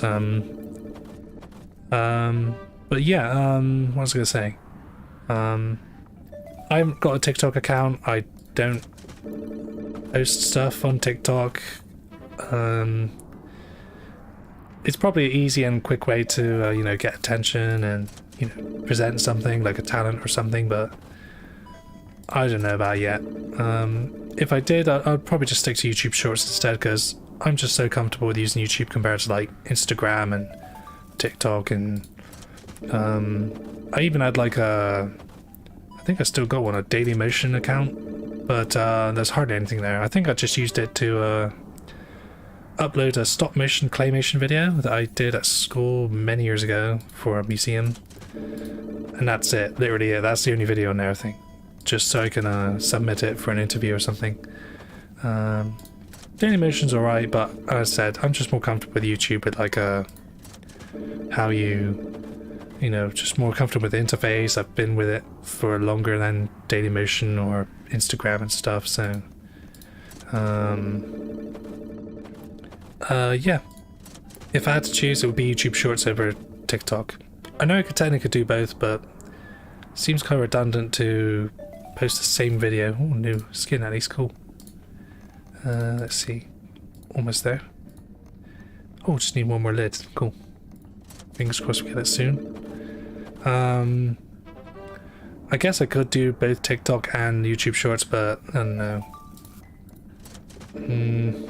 I guess I could, but I don't know. Gotta create new accounts, and you manage both. When I could just do the one, and I said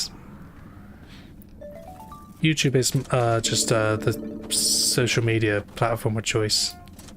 I don't even use other popular social media platforms that much, like I don't even use Facebook or Twitter much. I only really use it for occasional posts, like once every few years. I should really make a post or just let the people, my friends, know that, you know, I don't use it that often, so if you do want to say happy birthday or something, or, you know, chat, just do it via Messenger, because I do use Messenger, just not Facebook.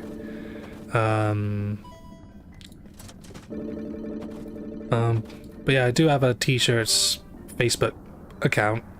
It's just, it's not the most active. Oh, cool. More money. More pretend money.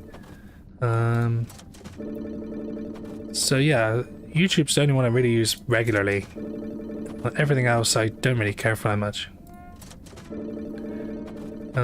Except for maybe, as I said, Messenger and WhatsApp, but WhatsApp's usually for work-related stuff, so like checking timetables and any updates at work and stuff, so yeah. How long's it been now? A little while though, so... Oh, no, I was hoping that would be a different rare, but okay. Got a 33% this game. By 33% I mean get everything for one machine.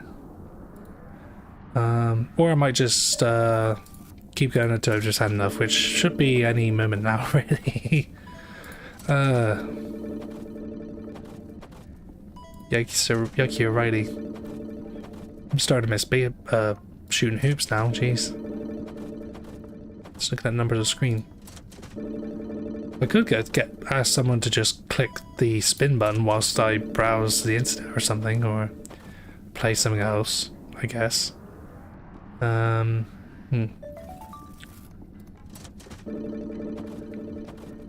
What does the star have a mustache, though? Is it some sort of Mario lore we don't know about? Like, is Mario actually a star or something? I didn't know that.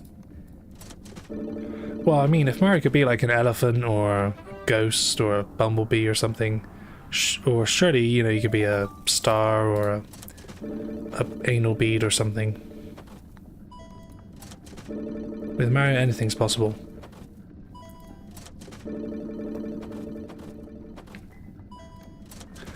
Spin, spin, spin to win. Absolutely nothing worthwhile. You're literally spinning for skins for a bin, for fuck's sake.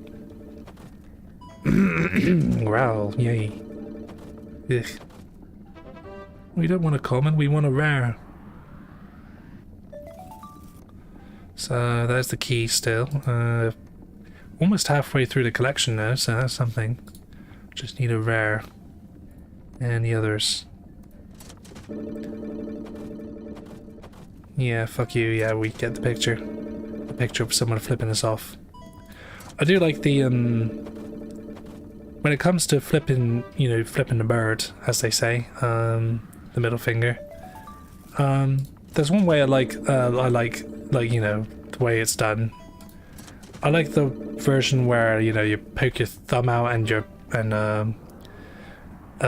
you know, similar to the way Eminem did in 8 Mile.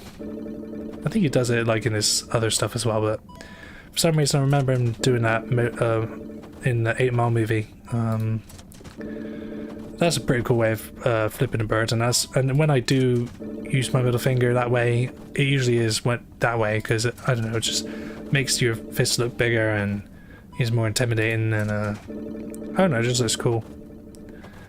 I don't really flip people off very often, but when I do for fun or like just as a joke or something, it is with like my thumb out and with like not in like the traditional way where all of your fingers are like sort of tucked in your fist and, you know, so your middle finger sticks out like a giraffe's neck, you know, on a giant ball or something. It's just like with the thumb out. I think that's really the only change. And also like when making sure your index finger and your ring finger are also about half bent as well, and your little finger as well. Instead of just completely, oh, I bumped into the mic there. Instead of just completely bent, they're just kind of like half bent. As said, just watch 8 Mile and see how Eminem does it, and or even just like in some of his live performances, he does it that way. I like it when they do that, when the middle fingers executed in such a fashion. Oh, I think I need a drink of water.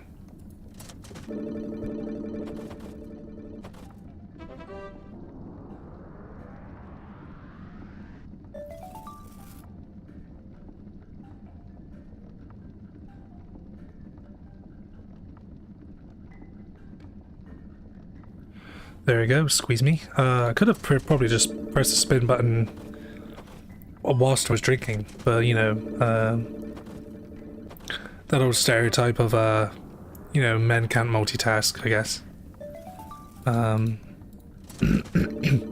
Which I disagree with, because I can scratch the side of my body and itch my balls at the same time, so disproven. There we go, wild card. Oh, it's just an uncommon, okay. Do we need any more uncommons? Just the one for this, for the skin. Okay, we still got plenty of coins though, and it doesn't seem to be going down because we're getting quite... It probably will go to 14k at this rate, because of how many things we're selling, because of how many prices we had and we just sell. No, it's not coming in. Or maybe it could be a skin, let's see. Oh, I think that's it then. Yeah, cool. So we just need the, I just need, how many more? 5 more items. The legendaries though are going to be a pain in the ass. Pain in the crotch area, so... Oh, cool, we do actually get a legendary this time. Hopefully it's not a hat. Oh, it is a hat, oh well. Oh well. Just keep going, I guess. I wonder if you reset your progress, I'm not gonna accidentally do that, but, you know, reset my progress, then, it resets all the filters and stuff as well, so you lose the, saying haircut around your picture. Probably should change that picture. I've had that picture for a while. That was a while ago. Probably change my profile picture on most of my profiles. Like I should really change it on like you know, Facebook and YouTube and my Steam profile. Okie dokie. Charlie, what does your scouter say about your power level? About their power level, rather. It's over 20. 20? 20 should be a number.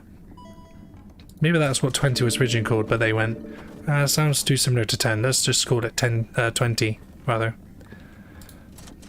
Rather's a kind of nice word, isn't it? A rather nice word, as it were. Very British sounding.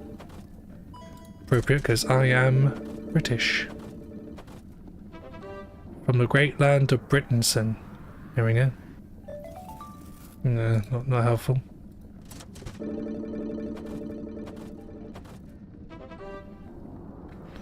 It's a holiday. Which one in particular? Oh, it's one we already got on. Well, how many holidays do we have? Most of the holidays, so that's cool.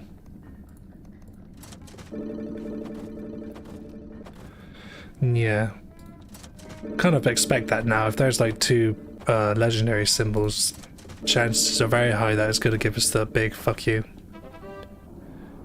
And not the good kind of fuck. The bad kind of fuck, you know, the I'm going to fuck you up kind of way. Like the, you know, beat you up in a dark alley kind of way. Nobody likes that. I guess unless you're into that sort of thing, in which case then good for you. I don't like the idea of being beaten to a pulp. Not normally, anyway. Preferably not.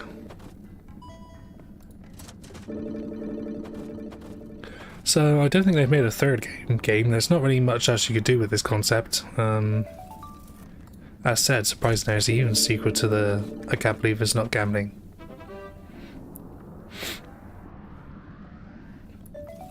Ooh, the new lid, sweet. Okay.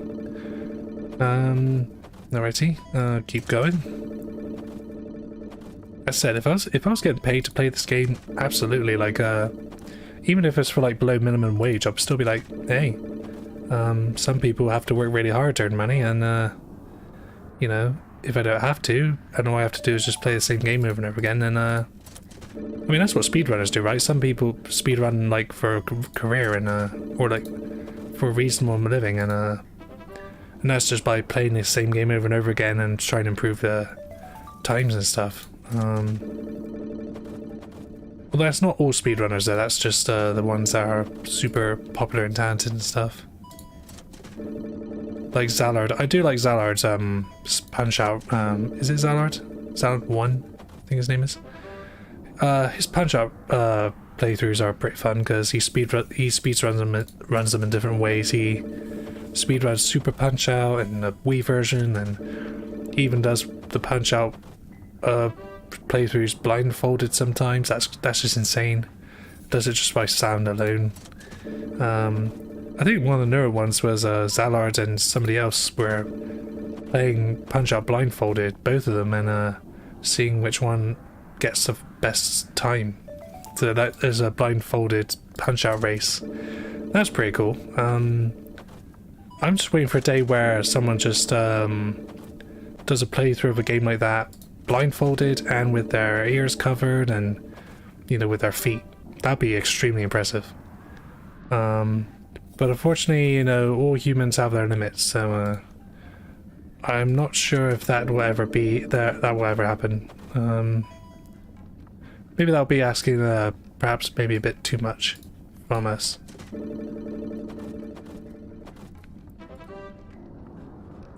I do like Punch Out though. Punch Out Wii is a good one. That's the one I played the most and it's a lot of fun. surprised, you know, after the success of that game that they haven't either re-released the game like for the Switch or made a sequel. Because there's still plenty of characters that could have done with an update. Like there's some cool characters in was it Super Punch Out? There's so many characters that could have been further developed in that. So is that all of them? Oh no, not quite. Gotta keep checking. Let's see. Because yeah, there's quite a few characters from Super Punch Out that, you know, with you know, a new game could really, like what they did with Aaron Ryan, really. A character that didn't have that much of a personality in the game he debuted in, which was Super Punch Out, and he became one of everyone's favorite character, favorite opponent, really. So imagine what they could do with like Gabby J and Bob Charlie and Masked Muscle and Narcissus Prince would be a really good one. I haven't played much of Super Punch Out, but I do know like the roster, and I've seen people speedrun it as well, like tool assisted speedruns and stuff. So as said, Zalard plays it. So yeah, Punch Out 2 will be a very welcome addition to the sort of queue of sequels that players want. I at least want one. And thanks to the Wii game, it's sort of built like an impressive sort of legacy. Even so much to appear in Super Smash Brothers and as stickers and playable characters and stuff, and trophies. And even appeared in this obscure like Japanese exclusive Wii game called Captain Rainbow. So yeah, there's still a lot of love for the Punch Out series. So maybe one day we'll get a Punch Out 2, Punch Out Wii 2, or Punch Out Switch or whatever. Maybe when after Switch 2 comes out, which is exciting. They say it's going to come out, is it next year or next year, sort of quarter 1 or 2? I don't think it'll come out this year though, although it will be announced this year at some point. More likely to come out next year. We'll just have to wait for more news really, because it's still speculation really for the most part. With the occasional leak here and there. I haven't really been paying attention to what the actual leaks are. Keep it a surprise until like the official release where they actually confirm what the console's capable of. Whether it will still have Joy-Cons and whether it'll be as powerful as like its competitors or still weak. Because you know, Nintendo's had a thing for like making consoles that are fun and entertaining and cool, but never as, you know, in terms of graphical capabilities, not quite as good as its competitors. Like the Nintendo Wii graphic. I mean, don't get me wrong. I mean, some Wii games are really good, like Super Mario Galaxy and Legend of Zelda. A couple of Legend of Zelda games like Twilight Princess.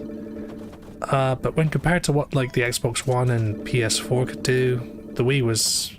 Oh no, that's not... No, sorry, my mistake. It's the Wii, PS3 and Xbox 360. Compared to what the other consoles could do, the Wii kind of fell behind and wasn't that much more powerful than... at least it didn't feel as much more powerful than the GameCube, really. Ironically, the GameCube was kind of ahead, really, because PS2 and Xbox are good, but I think GameCube there was something about that made that was as good, if not more advanced graphically. Was that all the bodies? I think. Yeah, just need the legendaries and one more rare. Okay, about time, really. But yeah, then over time they just kind of fell behind in the console department. Like the Wii's graphics didn't quite compare to the 360 or PS3.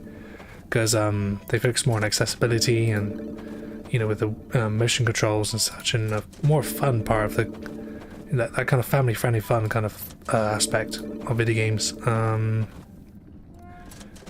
then the Wii U came out, first HD Wii Nintendo console, still was a bit behind compared to Xbox One and PS4 though. It was cool to see a first HD console though, because it did make a lot of games look much crisper and more colourful.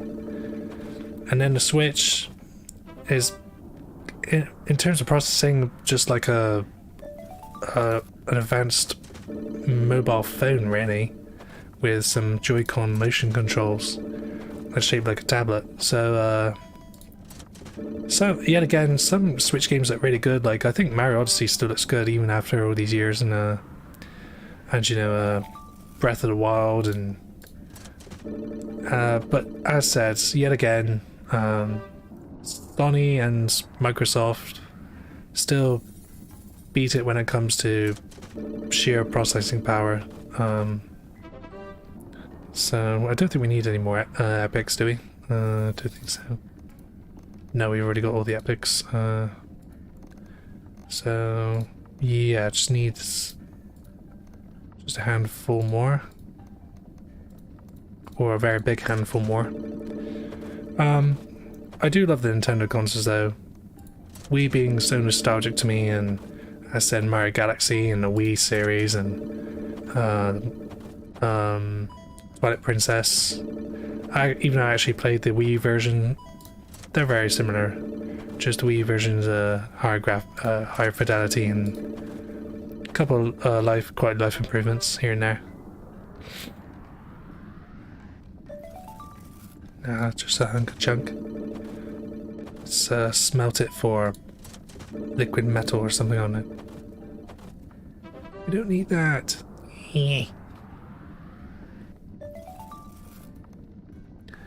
Righty-ho, let's, here we go, another spin, spin, spin. Get a legendary event eventually. Basically got infinite coins anyway with how we've been doing this, so... well, how I've been doing this really. It's a single player game, unfortunately. But yeah, our counter's not going down, it's still at 13,000 at least, so... yeah. Let's keep going. Let's keep going.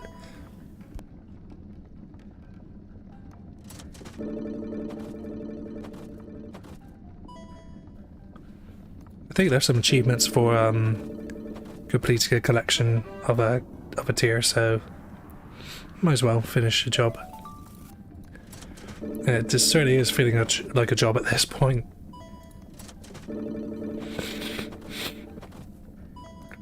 I think there was we used to do, there was also a slot machine game for the like iPod Touch or iPhone.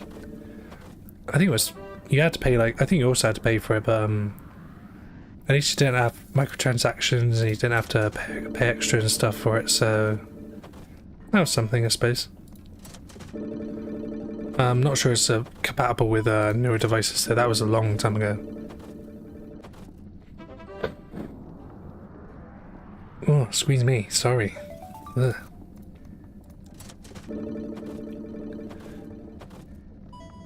Keep going, keep going, keep going with the flowing. More commons, and we don't want that.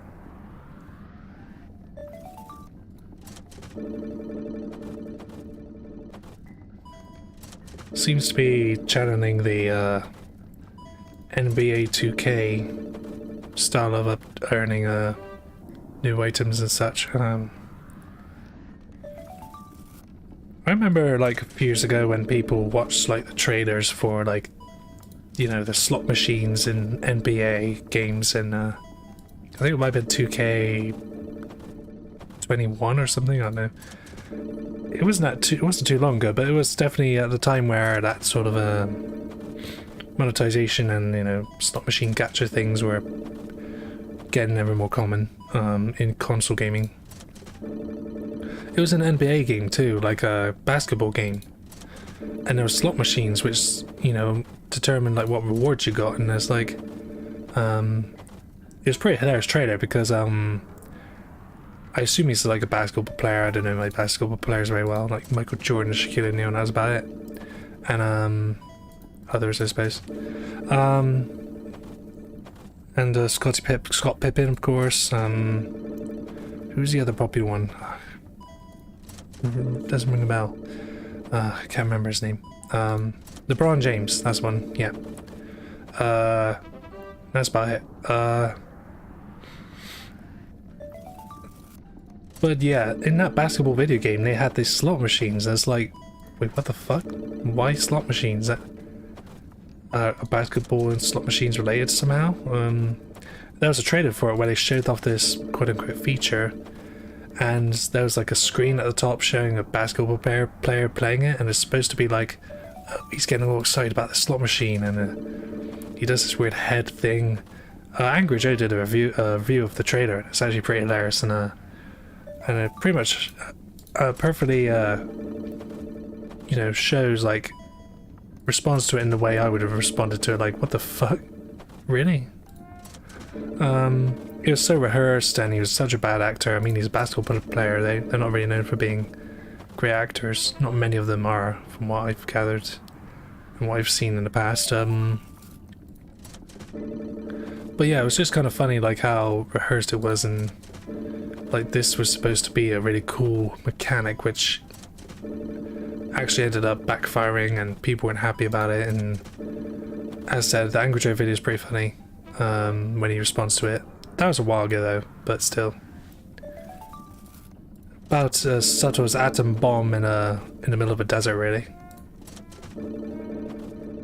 Atom bomb that's actually, you know, exploding, not just one that just happens to be in the middle of a desert, although it would stick out though still, so.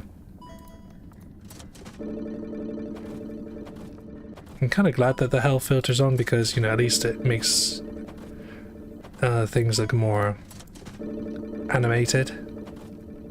And, you know, the reds filter as well, sort of the red color, makes Slot Machine more like, you know, you're gambling with your life. No.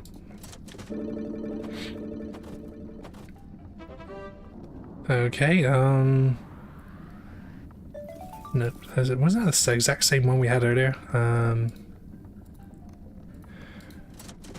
I should have really put that as like a subtitle, really.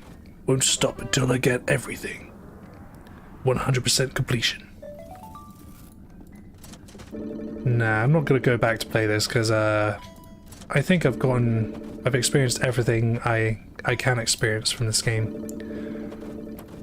Like with that Turbo Pug game, you play it once and then you're like, that's fine, that's enough for now. Maybe I'll come back to it in next life, but yeah, it's not gonna give me anything I haven't experienced in the past, so. And there's not much variation either, like, at least when you play like a game like Fallout 4 or Assassin's Creed Odyssey or something, at least, even if you played it to death and you've had enough of it, you could still in a few years come back to it and play it differently, like with a new character, or in a different way, or a different order, or different difficulty settings. With this though, why would you want to play this once you've obtained everything? Hell, even if you're like me and just playing until I've had enough, why would you ever come back? It's just gonna remind you that, oh yeah, this was just a novelty, I'm gonna play something else instead, you know? Replay value is a quite important thing in video games, because, you know, game value's worth and money's worth, and, you know, with a good game you would want to continue playing and experience it in different ways, you know? Bit of customization really there. This though, it's made its point clear now. What else is there to say about this, really? Not much to say about this game in particular, I guess. There's other stuff to talk about, I suppose.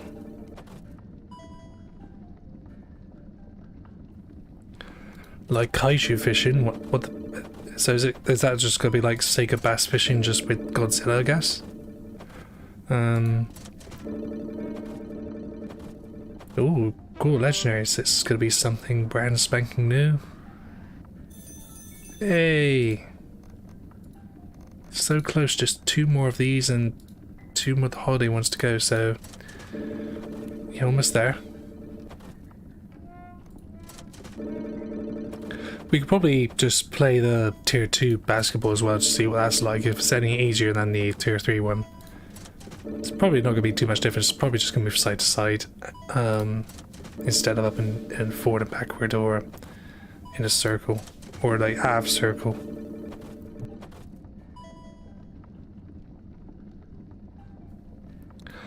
Keep going. Still good that I managed to guess 2 of the pin codes out of like what, 15 of them. So, I don't think there's any Steam trading cards for this game either, so just Steam achievements and you know, I don't know, would it be considered bragging rights? Probably not, because, you know, oh, I played like 2.5 hours of this game, and it's like, really? You couldn't play anything else? Like, anything else at all? Like, hell, even some like Storing Grounds would have probably been more interesting, because at least, you know, you're moving around, and it's infamously bad, and sort of so bad it's entertaining. With, you know, hilarious how bad it actually is. Like, someone released it and went, oh my god, that's fine, yep, put it on store shelves right away. I mean, it wasn't actually physically released, but you know what I mean, like, it's like, they looked at it, the finished product and went, yep, that's right, put it on Steam. Yep, get it greenlit, it's perfect. It's pretty scary when some developers and publishers do that. They go like, they look at a game that clearly has too many of these flaws and issues, and they're like, we'll release it now, fix it later, you know. You wouldn't do that like if you're getting a haircut and like you know, they only did half of your haircut and they're like, we'll do the rest next month. It's like, no. Whilst I'm here, I want it all shaved, please. I'm not talking about the hair on my head. Oh. No. But you know what I mean, like if they just did half of the job, and or even like 75% of the job, like it's 75% complete, and you know the other 25% is like quality assurance and polishing up stuff, you're like, no, I paid like $70 for a complete game, not a half-baked game, you know. It's like false advertising. And it seems to be like still a pretty common thing for games to be released in such a not a shitty state, that's kind of harsh, but you know, not in the best state it could have been at launch. You know, fundamentally, you get all the foundations correct, because I think yeah, I've said it before and I'll say it again, Scarlet Violet was even though it did manage to sell like 6 million, no, what was it, 10 million in 3 days, people still ended up refunding it, and it's probably one of the few Pokemon games where they actually accepted full refunds, which is not a good sign for a game, really. Especially for a Pokemon game where they never really had to do that, I don't think. At least I've never heard about that. But yeah, Scarlet and Violet was... I've never played it, but I'm just looking at it, you know that they just kind of rushed it out, and... Or maybe they just didn't have enough time, or, you know, to refine it. It was just released in a pretty underwhelming state, and even to this day, Scarlet Violet just is not ready. It was just not ready. You need more time in the oven. They wanted to, you know, bake a delicious loaf of bread, but they ended up with just, you know, a loaf that's still, you know, doughy and soggy in the middle. I mean, it looks alright in the outside, but then, well, actually it's not even that good on the outside, because, presentation-wise, Scarlet and Violet just... It's bright and colourful, but which is improvement over Sword and Shield, but it just, I don't know, it's just the performance issues, like the stuttering and the frame rate drops, and, you know, the pop-in, and... You know, it's just, yeah, just, even for like a... Oh, is that all of them? Yeah, that's all of that. Just need the legendary body, as it were. Yeah, even for like a Switch game, I mean, Switch has proven it can release decent looking games. And the fact that Scarlet Violet fell short of that is disappointing, considering also that Nintendo, like, Pokemon's one of the biggest franchises in the entire world, if not the biggest franchise in the entire world, and yet it still ended up looking worse than third-party titles on a much smaller scale and budget. It's kind of sad. Which is why I'm not, you know, the most recent Pokemon game I played was Legends Arceus, because at least it looked like a bit of a breath of fresh air, and it kind of was. Not perfect, but still, certainly better than Scarlet and Violet, that's for sure. Well, at least in presentation. Yeah, the gameplay doesn't seem to have changed much either. It's more the rock, paper, scissors mechanics, which is fine for something like Infinite Fusion or a DS game and stuff. But in a game released like on much more advanced systems and stuff, with all this funding and these big teams and stuff, you kind of expected a bit more. And I think Legends Arceus did that right. I think it tried some different things, you know, less trainers, more about survival and, you know, exploring, and it was at least a little bit of a breath of fresh air. But I don't intend to buy any of the main series games anytime soon, unless it's you know, proven that they've learned their lessons and they're willing to take their time to make an amazing game and put actually effort into it. And I think that's actually what will happen because of Power World, a game that I really want to play, but it's still early days yet. They're still fixing some issues and still selling millions and millions of units worldwide. They're not even on version 1 yet, so I'm going to wait until version 1 and then start the game. Buy it and play it. So it's in more stable condition. Because even though it seems to be working fine now, I don't know. It seems better to just wait a little bit and then buy it. That way, again, a more refined experience in game in general. And hopefully, with how well Power World did, considering that Power World was made by a much smaller studio with little to no experience compared to Nintendo Game Freak. Sorry. This might just... Power World might have just been the game to, you know, wake Nintendo Game Freak up and, you know, and the Pokemon Company up and just, you know... I don't think Game Freak is completely to blame no. They were just, they're clearly not... they're clearly more portable game developers, and I'm probably getting tired of, you know, developing the same kind of game over and over again. So yeah, I think it's more Pokemon Company and Nintendo's fault, really. Putting that kind of pressure on Game Freak, which was bigger than it used to be, still, you know, clearly hasn't, you know, gotten used to developing RPGs of such scale on newer hardware. So yeah, hopefully this with the success of Power World being a brand new IP and yet selling so many units and doing so well and being so popular and receiving such positive praise from a lot of people, hopefully that'll be the wake-up call really for the Pokemon franchise in general, really, the Pokemon video games mainly. You know, actually, you know, push the envelope a bit, go a bit further, really. Experiment, try something new, be a bit more bold, be a bit more exciting. Because at the end of the day, what's been happening last few years is Pokemon's just not been trying. It's been playing too safe, and it would be nice to see them just go further beyond, you know, invest a lot more money and, bigger studios and just, you know, spend more time working on the game instead of releasing the game what feels like every year or every other year. Take their time and make the best possible game they can, because it seems like they're not doing that at the moment. They're just kind of chilling because there aren't many competitors to Pokemon. I mean, there's Digimon, there's I guess there's some Final Fantasy games out there that are kind of like that, but there was Temtem, but that didn't quite take off. Nexomon or something? I don't know. Monster Rancher is almost non-existent. And yeah, as said,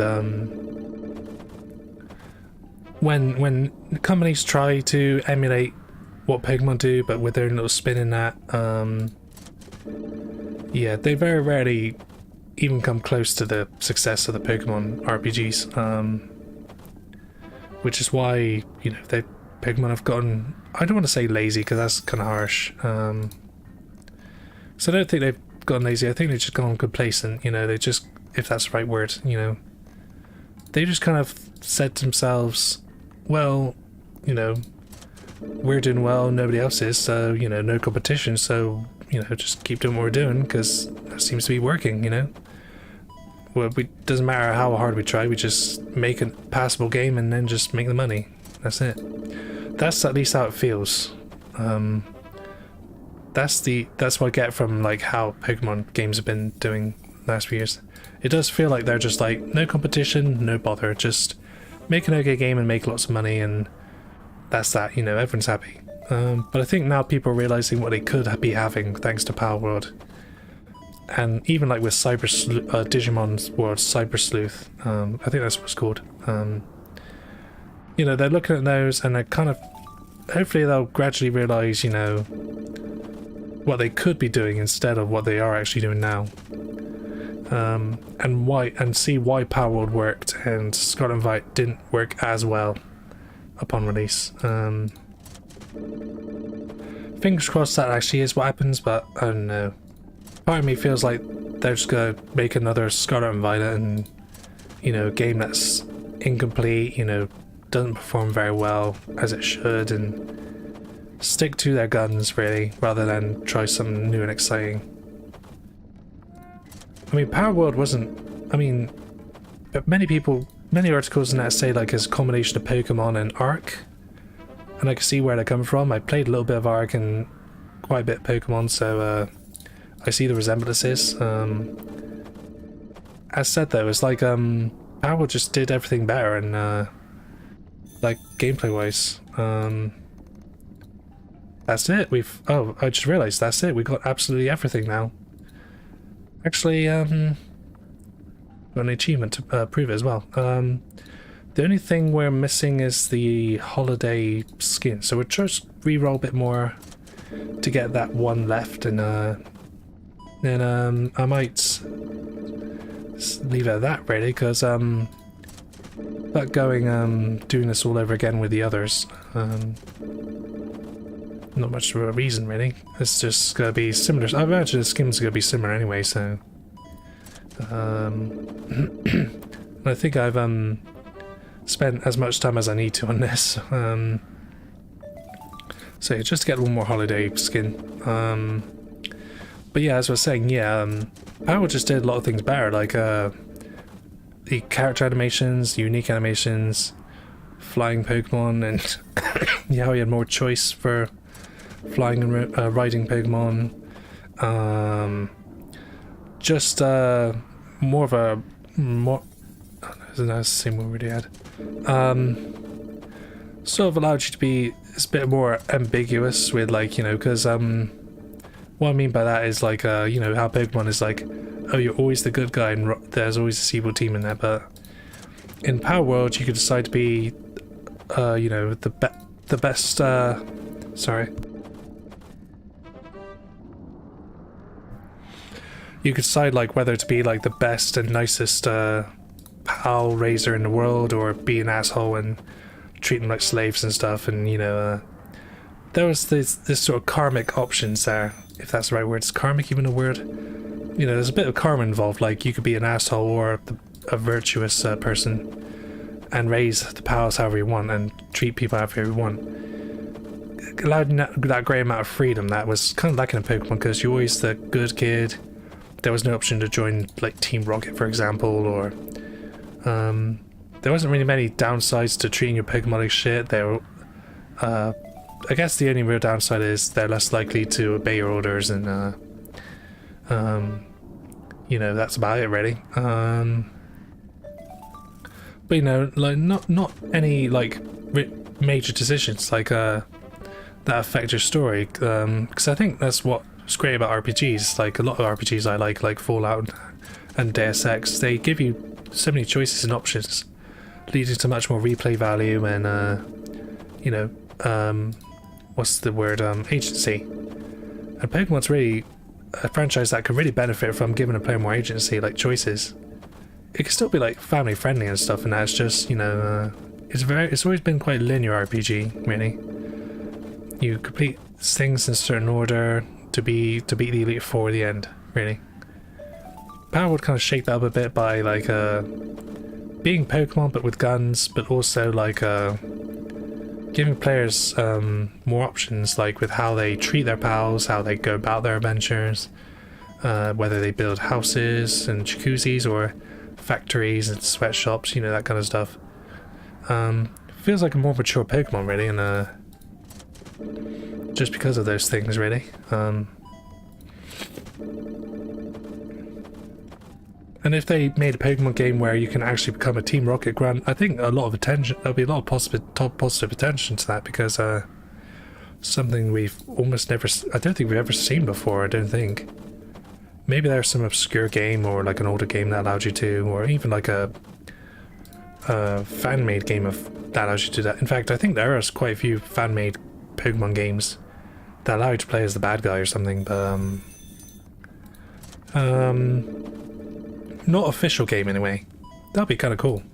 Work for Giovanni, or even just like be sort of a Pokemon Black and White game where you get to play as N, or like a member of Team Plasma or something. It'll be at least something that'll, you know, grab long-time fan attention. It'll be something different. And yeah, that was kind of a long rant about Pokemon, but it's just, you know, when you've been playing the game since the early 2000s, you know, 2nd gen, and playing a lot of the entries frequently over the years, and then they start doing this, it's kind of like, what happened, you know, it used to be, you know, at your A game, but now it's kind of like your D- at the moment, and you need to raise your grades, you know, you need to go back to school and go back to basics, learn about what made people so, you know, enjoyed the game so much, and then see what else you could do with it whilst keeping some of the spirit alive, you know. Yeah.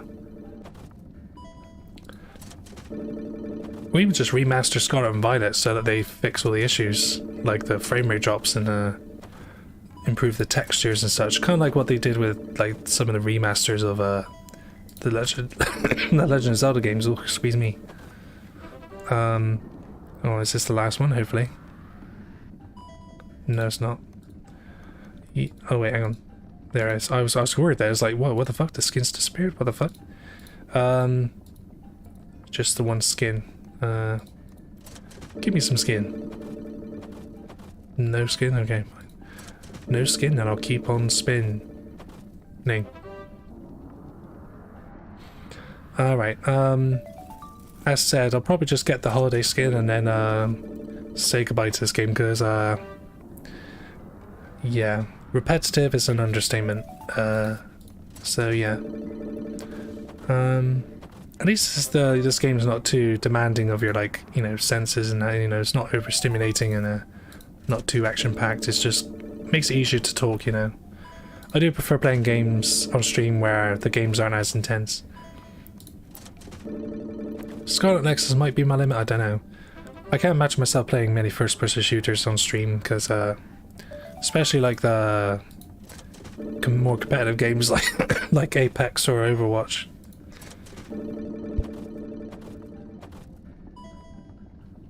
Just because, you know, they're more frantic, you know, you gotta concentrate on what's happening in the game, and which is quite like why I like playing platformers like Spyro and Crash, because they still require that kind of concentration, but not so much that it prevents you from talking about not just the game, but maybe other things as well in between.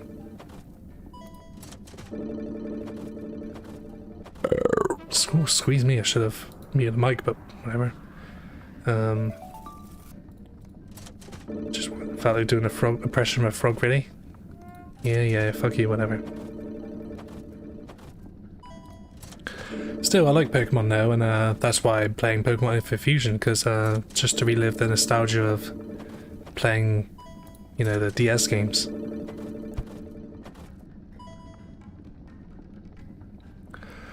I think, in my opinion, it kind of went downhill after Ultra Sun, Ultra Moon. I think even at that point I was like, where can I go from there, really? Like, so yeah, I think after Ultra Sun, I think Ultra Moon specifically, after playing that, I was like, I might take a hiatus from it, and I'm kind of glad I did, because, you know, with Sword and Shield, and I played Legend Arceus a few times, but I haven't played in a while, actually, because I never really been motivated to do so, because I'm already playing another Pokemon game as well, and I don't even play on my Switch very often, although I'd like to stream on the Switch. I've only got the Joy-Cons though. I might need to get a Pro Controller so that, you know, I can plug it straight to the dock and don't have to use, you know, keep charging batteries, because maybe it's just my Joy-Cons I have, but the batteries aren't very good on them. You have to charge them for like hours just to fully charge them, and then they drain pretty quickly even when you're not using them, so yeah. That's an idea, just to get a Pro Controller if I do decide to play something by the Switch. Well, I might have to change my setup a little bit, because pretty much all the games I've been streaming have been via the PC itself, so this could be it. Is it? No. Close though. Yeah, and also I've got an Elgato as well, so bought a newer one actually, because I had a really old one. I had one of those little rectangular ones that are bulky, and they don't even support 60 frames per second, but I bought a newer one that does, so yeah, maybe in the near future stream a game. Like I'd like to stream Skyward Sword HD, because I played, like, I got to about, I'd say about halfway through, but then my original Switch died, so I lost all my data because I didn't save it on the cloud, so now I have to start from the very beginning on my new Switch, so that's kind of frustrating. Or maybe something more obscure. Like, I've got a couple of obscure games like Astral Chain and Marvel Ultimate Alliance 3, I think it's called. I played the second one, that was fun. And you can only play it on the third one on a Switch, as far as I know. But that said, that's in the future. At the moment, I'm just sticking to PC because it's just easier to stream games I already have on Steam and online and stuff that I've already purchased like centuries ago. Just need that one item and I can't get it. Come on. Don't make me get angry at a video game. Not the most sane thing to do. Well, arguably, playing this game for 1 and 2.5 hours is insane, so, yeah. True, I guess. Oh, no. Cool or common, something we don't need. I kind of got lazy with the thumbnail for this video, because, I mean, do we really need to put too much effort into this game, really? This game, I mean, effort was put into it, especially when it comes to making a point about, like, gambling and microtransactions and stuff, but I kind of rushed, to be honest, to start a stream, so, yeah. Even then, I don't really put too much effort into my thumbnails anyway, as you've probably seen in my other videos on my channel. And yeah, putting effort on a thumbnail for a game like this, I don't know, it just didn't seem worth it. Even if it would have been just me with, even if it was just my myself next to the text of the game. I just left out the text of the game, which is just an image from the Steam store.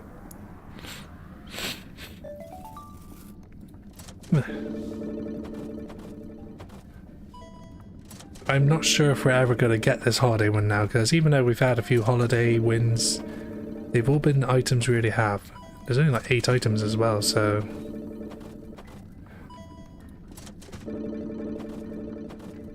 Keep going, just keep going, just keep going, going. Yeah, kind of expected that, to be honest.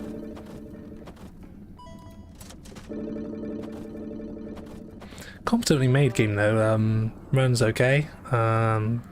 basketball game's fine. It's just nothing, you know.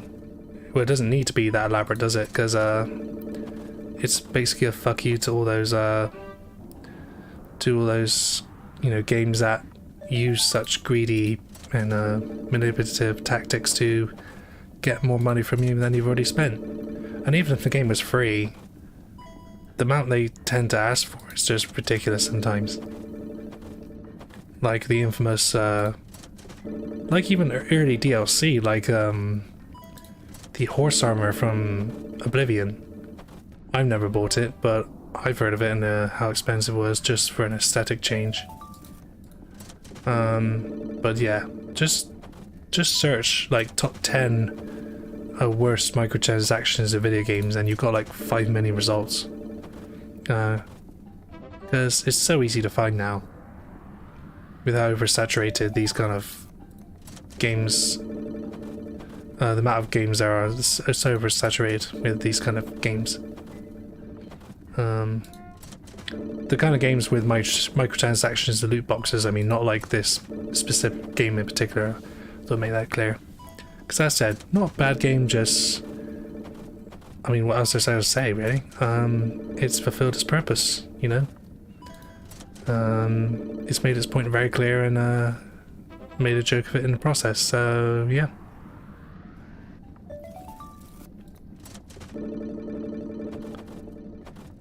Still got 13,000 though, I'm still rich like a... Well, I don't know.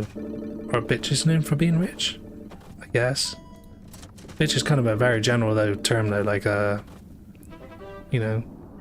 I don't think bitches are very often associated with being rich. They just happen to rhyme rich and bitch, so...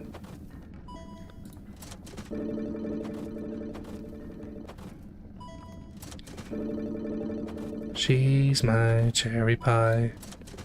Something, something, sweet surprise. What a surprise, another common, yay.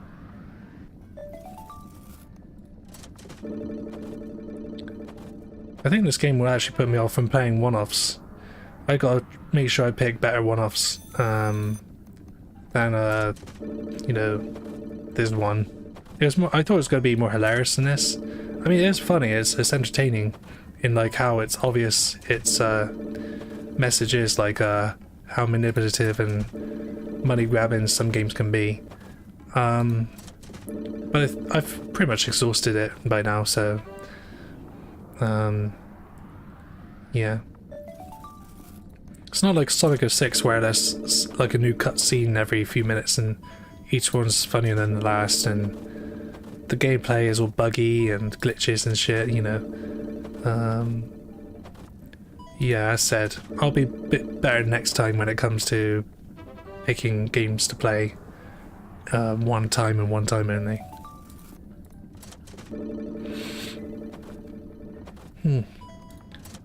This game's giving me a cold now. Fantastic. Or it could just be the window being open. I should really shut it in a moment because it's not going to do me any favours. It's going to make my cough even worse than it already is.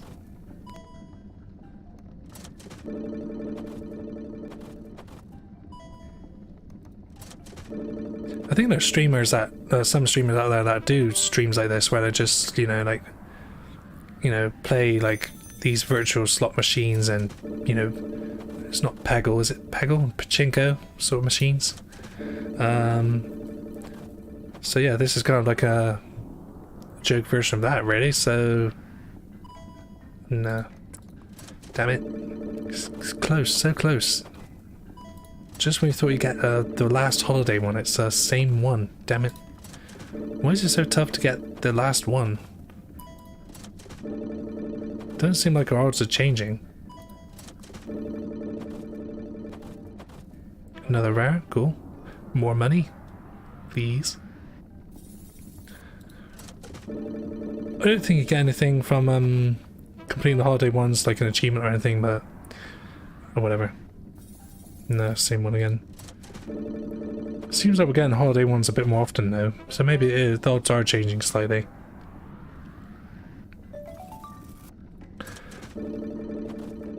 Oh, see what I mean? Yeah, already. Another one. Okay, gotta be the last one, come on. No. Just the last skin, come on. What the fuck?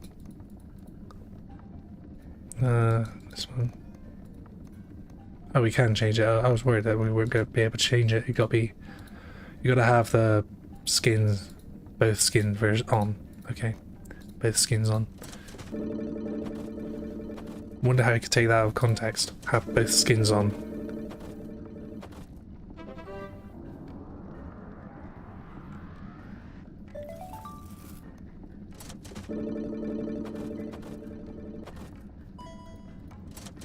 Alrighty ho, so maybe we could get one from a wild card, but they don't seem to be appearing as common often, really, so... Yikes. Nope, not quite still. Okay. What did you do on a Thursday night? Oh, I played the same slot machines over and over again for 2.5 hours.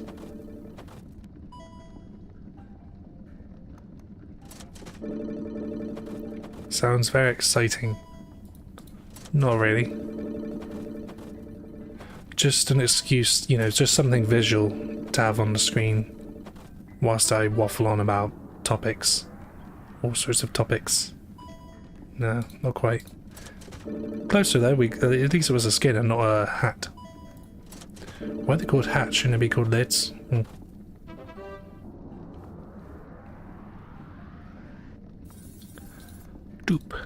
Doopy. Duppy. I haven't had tea yet, although I did have a snack earlier, so... Not starving, Marvin. I should really watch it. I haven't watched much South Park in a while. I haven't even watched the newest quarantine episodes. I haven't watched the Into the Pandaverse, I think it's called. I heard that's a pretty good episode where I take the piss out of Kathleen Kennedy. I should really watch that.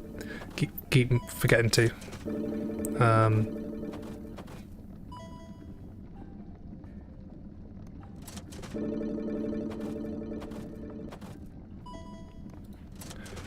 Alright, keep going. Star 77, not for me.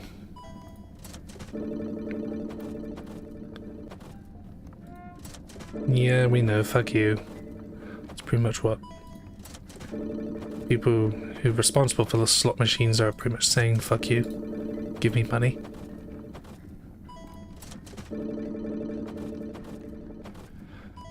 You know, if I don't get the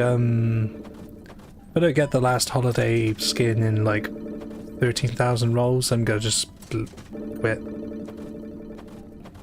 Shouldn't take too long.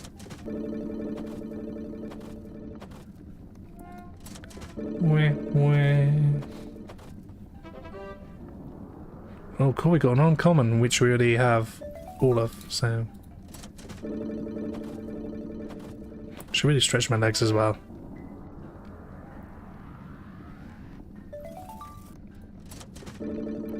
Got a slightly different chair now, so hopefully won't be as creaky and also a little bit more comfortable too, so...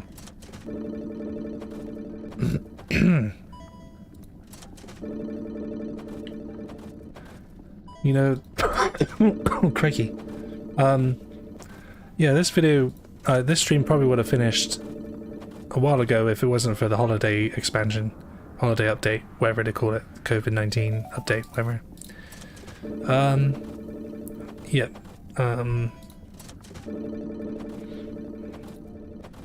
yeah, so another reason why COVID-19 shit is because now we got an update that increases the amount of items to obtain per machine, so thanks COVID. Thanks for nothing. I think I've only had COVID once. I don't think I've had it twice, second time, unless this is me having COVID now, but I doubt it. It doesn't feel like I've got COVID. Because when I had COVID, my throat was pretty damn sore. It's just like with most people really who've had it. Well, most people that I know who've had it had sort of like sore throats and, you know, just extremely tired. But I don't feel that way now, and I didn't feel that way the last couple of weeks, so pretty certain I haven't checked, didn't bother because it doesn't feel like a COVID cold, it just feels like a normal cold during the winter. Everyone in my family's had it, and other people have had it as well, so it's just one of those things in winter where you get the sniffles because of the temperature and that. But it's the end of February, so pretty close, getting quite close to spring weather. March approaches, and Mother's Day is on its way. Venezuela, can't talk. Mother's Day is on its way, which would be fun. Not for me, but mainly for my mother, of course. And then there's Easter, isn't that the end of March? I don't know. Yeah, fuck you. I'm starting to think that this skin doesn't even exist that we need to complete the collection. Because it's been like 14 billion spins and not a single time. So yeah, must be even rarer than the legendaries. Which, oh, we got one now. Nice. Super valuable. Bin. Okay. Alrighty. Be a bit sad if I just quit the game, you know, just before the last spin, you know, gets me the final item we need to complete the collection of this particular machine. But it does seem completely random until you press the button. Well, it randomly picks which result you get, but I don't know what I'm talking about. It is just random, isn't it? You press the button, it gives you a different result. Sometimes it's a win, sometimes it's the middle finger of doom, and sometimes it's just a random order of images in a row. Still don't get why there's a mustache and a star. Maybe it's to avoid like copyright from, because it looks a bit like the Starman in Mario. Is that the reason? Just to avoid copyright, I suppose. Yeah, if you want to avoid copyright, just put a mustache on it. Want to avoid music copyright, just put a mustache on the music. That should do the trick. I will admit though, that's a pretty good mustache. It looks good on Mario, it looks good on Luigi, it looks good on Alakazam, it looks good on a lot of things. It doesn't look good on I don't know, actually it does look good on pineapples, actually, mustaches. Trying to think of an example where a mustache doesn't look good. That kind of mustache anyway. Probably I don't know, it might look alright on a donkey because you know, if it's maybe it's like a brown or black mustache.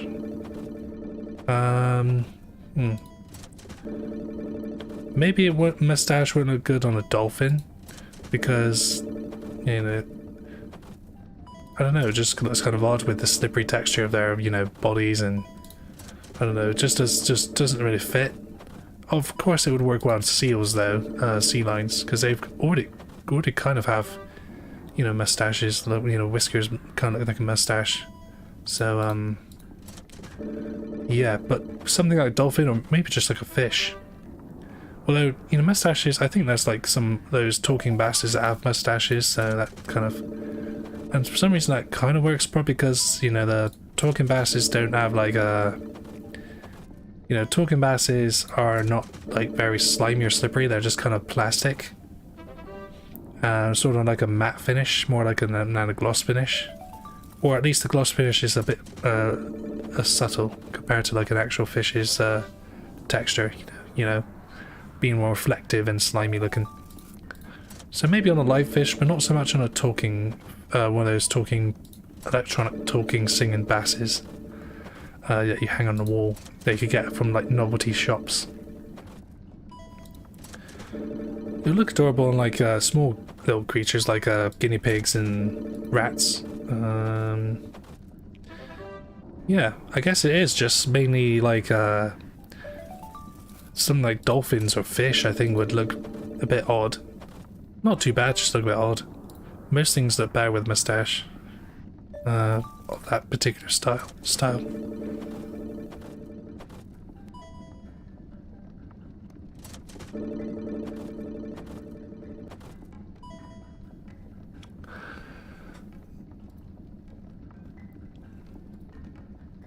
So yeah, okay, we keep on going, I guess. It'll be a shame to end with an incomplete collection of actual trash items, but it is what it is, I guess. That seems like how it's gonna go, because it's been like, what, 20 minutes? Oh no, a little while since I've talked about how since our last original reward, and maybe longer than that, I don't know.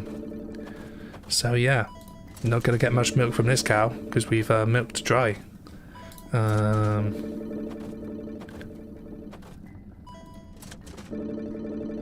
Yeah, Pokemon and Scarlet Nexus will certainly make up for the monotony next week. Yeah, I should have the time to play those usual times like Pokemon Tuesday and Scarlet Nexus on Wednesday. However, I don't think I'll be playing a one-off or another game on Thursday. Keep it simple, you know, just 2 games a week, 2 sessions a week. As I said, if I was like a full-time streamer, you know, like and actually, you know, making a reasonable living off of it, like some do, I would play quite a lot of games actually. That's probably what I'll do for long durations of the year, but as of now, in my situation, probably not. Probably will be just 2 games a week, one session for each one a week. So yeah, 2 games a week, 2 different games a week. Yeah, that's probably what I'll do for a little while.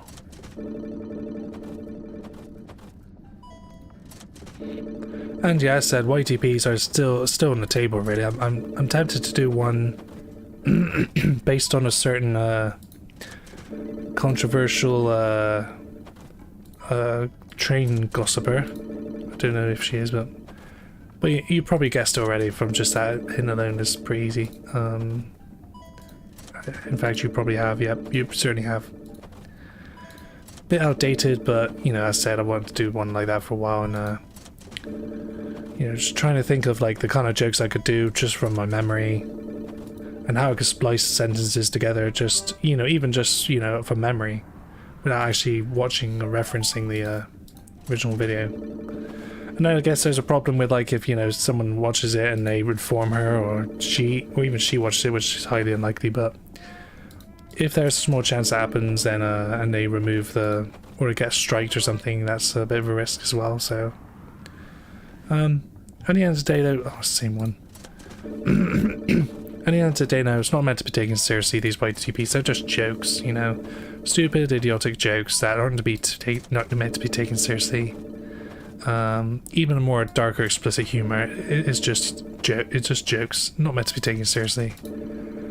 There's no hate. There's no real hate or animosity with any of the stuff that's on your YTPs. 99.9% of the time, anyway. So if I do a video like that, it is just a joke. So yeah, that's pretty much what all my YTPs have been, really. They've just been a stupid collection of ridiculous jokes. That's what they should be on a YTP. Same with like Crowbar Productions and 256. Is it 256 Pi? 265 Pi? CJ Flow. Also Jimmy Davis. And I'm not sure if anyone remembers Swish Films Inc. I think that's called. The ones that made those really old CDI YTPs that are pretty ancient now, but some of them are still quite funny and cool. They pretty much abandoned, you know, the idea of making any future videos. That was a long time ago. A lot of their videos are still up there though, and still funny, even if you know, with the editing and, you know, they must have used like Windows Movie Maker or something to make them, so you know, bear that in mind, like when you're watching them, they're just like really old, and you know, back when YTPs were still, you know, the split dinner phase, as some would call it, where, you know, the software wasn't also as versatile, you know. I didn't really learn how to use the masking tool until not that long ago, actually. I think it was after one of my Dead Rising YouTube YTPs, so yeah.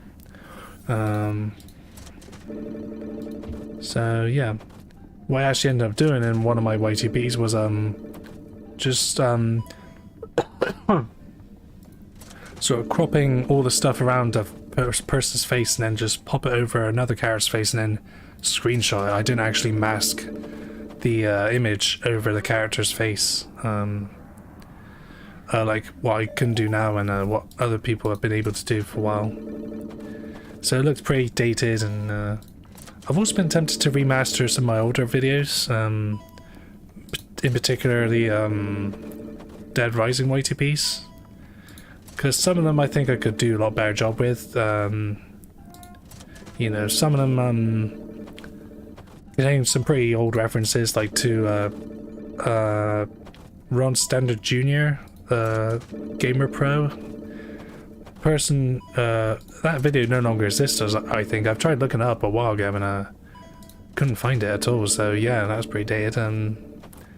If I did a remaster, I'd probably remove that and replace it with something else, or but yeah, I would definitely add some new effects, you know, some new filters and transitions and stuff, and you know, just polish it up a bit, because this was back when I hardly knew I didn't really know much about Sony Vegas at all, so there wasn't many things I can you know, use to create humor and stuff. So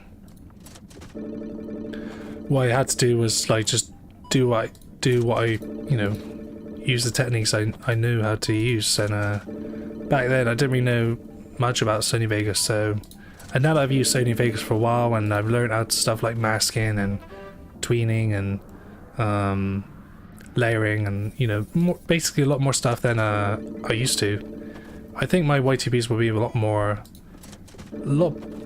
appealing, I think. Hopefully, anyway. Not a guarantee. Maybe some channels say like, "Oh, we leave it alone," you know.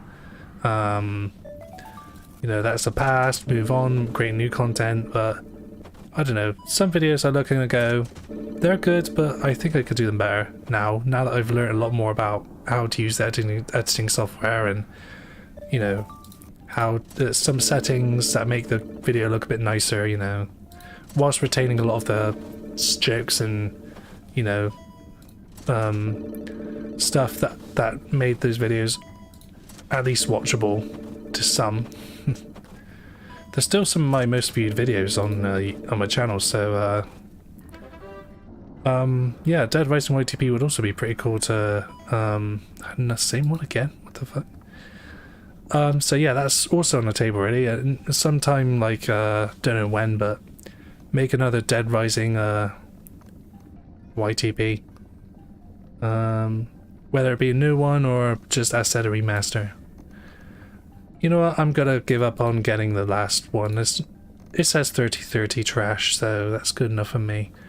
And I don't think I have the patience to any more patience to do the others.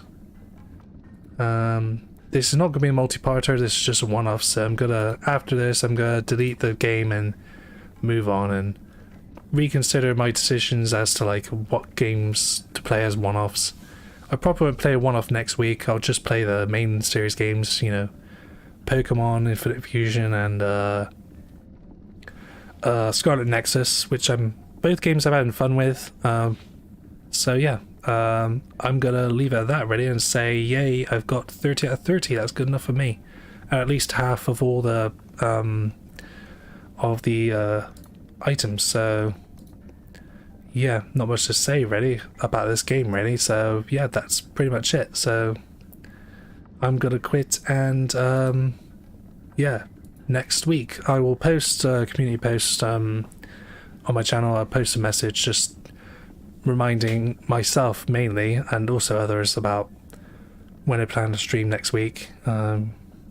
Similar to what I've been doing last few weeks, really. So, yeah, say goodbye to I Can't Believe It's Not Gambling 2K Game of the Year Edition COVID-19 update. Bye-bye. Bye-bye. We'll probably never see you again. Yeah. Goodbye.